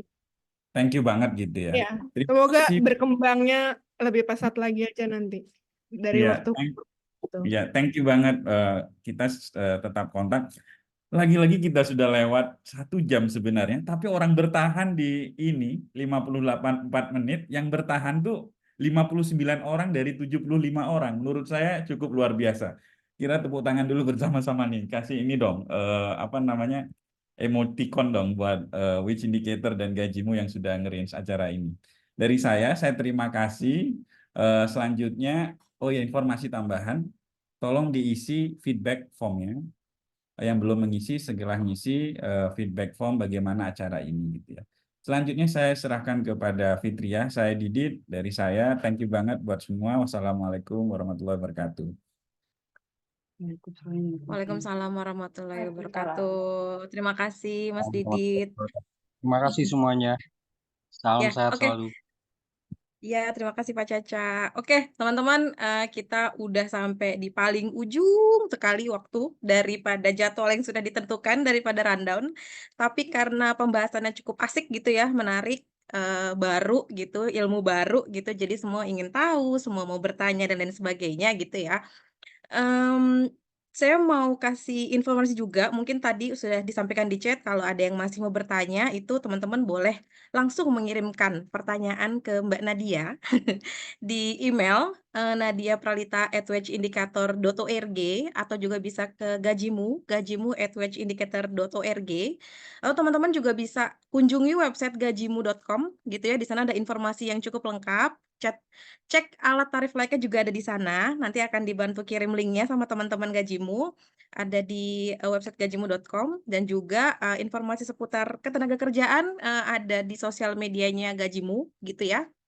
Dan sebelum kita benar-benar mengakhiri webinar hari ini teman-teman, saya mewakili tim Gajimu Indonesia dan juga teman-teman yang lain ingin menyampaikan terima kasih kepada semua yang telah hadir, baik pada peserta yang tadi Mas Didit bilang masih bertahan sampai jam 4 ini gitu ya, kepada panelis dan juga pembicara yang telah berkontribusi dalam acara ini gitu. Lalu, lagi-lagi diingatkan jangan lupa feedback formnya diisi teman-teman. Jadi ke depannya webinar-webinar ini bisa lebih sering dilaksanakan dengan lebih baik gitu ya kurang lebih. Link-nya ada di kolom chat. Terus, sebelum kita selesai, saya boleh dong minta tolong yang bisa, membuka kameranya. Saya mau ambil foto nih. Buat kenang-kenangan, kita ambil foto. Jadi, untuk mengabadikan momen webinar peluncuran cek tarif layak di Indonesia, jika ada yang bisa untuk membuka layar dan teman-teman Gajimu ada yang bisa bantu nggak nih untuk ambil, foto? Ada yang bisa? Apakah semua sudah terbuka? Wah, cukup ramai. Oke. Ada yang bisa bantu screen? Ada yang bisa bantu? Minta tolong sama siapa? Fahri ya, Fahri? Wish, bendera serdadu. Oke, Fahri bisa kita mulai. Aku tidak menemukan Fahri. Oh, di situ Fahri. Fahri bisa kita mulai jempol jari? Bisa? Oke. Aba-aba saya ya. 1, 2, 3. Sekali lagi. 1, 2, 3. 1 halaman lagi. 1, 2, 3. Oke. Baik, terima kasih teman-teman. Keseluruhan dari acara webinar ini nanti akan ada di kanal YouTube-nya Wage Indicator, nanti akan kita share juga sama teman-teman. Lalu, sekali lagi pokoknya terima kasih sama teman-teman, sama Mbak Suci, sama Mbak Nadia, Mbak Estu, Mbak Vero, Mas Didit, and thank you Pauline to still stay until the end. Of course, it's a Ya, very kalau good webinar. I'm yes. very happy that everybody accepts the living tariff tool as a new invention, and it looks like we can work it out for many other countries. So very, very much for the positive feedback. Lovely, absolutely. Thank you Pauline, thank you. Oke, sekali lagi terima kasih banyak teman-teman. Akhir kata izinkan saya pamit. Mari kita bersama-sama menciptakan perubahan positif dalam ekosistem kerja gig di Indonesia. Sampai jumpa di lain kesempatan. Wassalamualaikum warahmatullahi wabarakatuh. Thank you, good Waalaikumsalam. luck buat Wage Indicator. Dadah, terima kasih. Terima kasih semua yang sudah datang. Hadir. Thanks ya Mas Didit.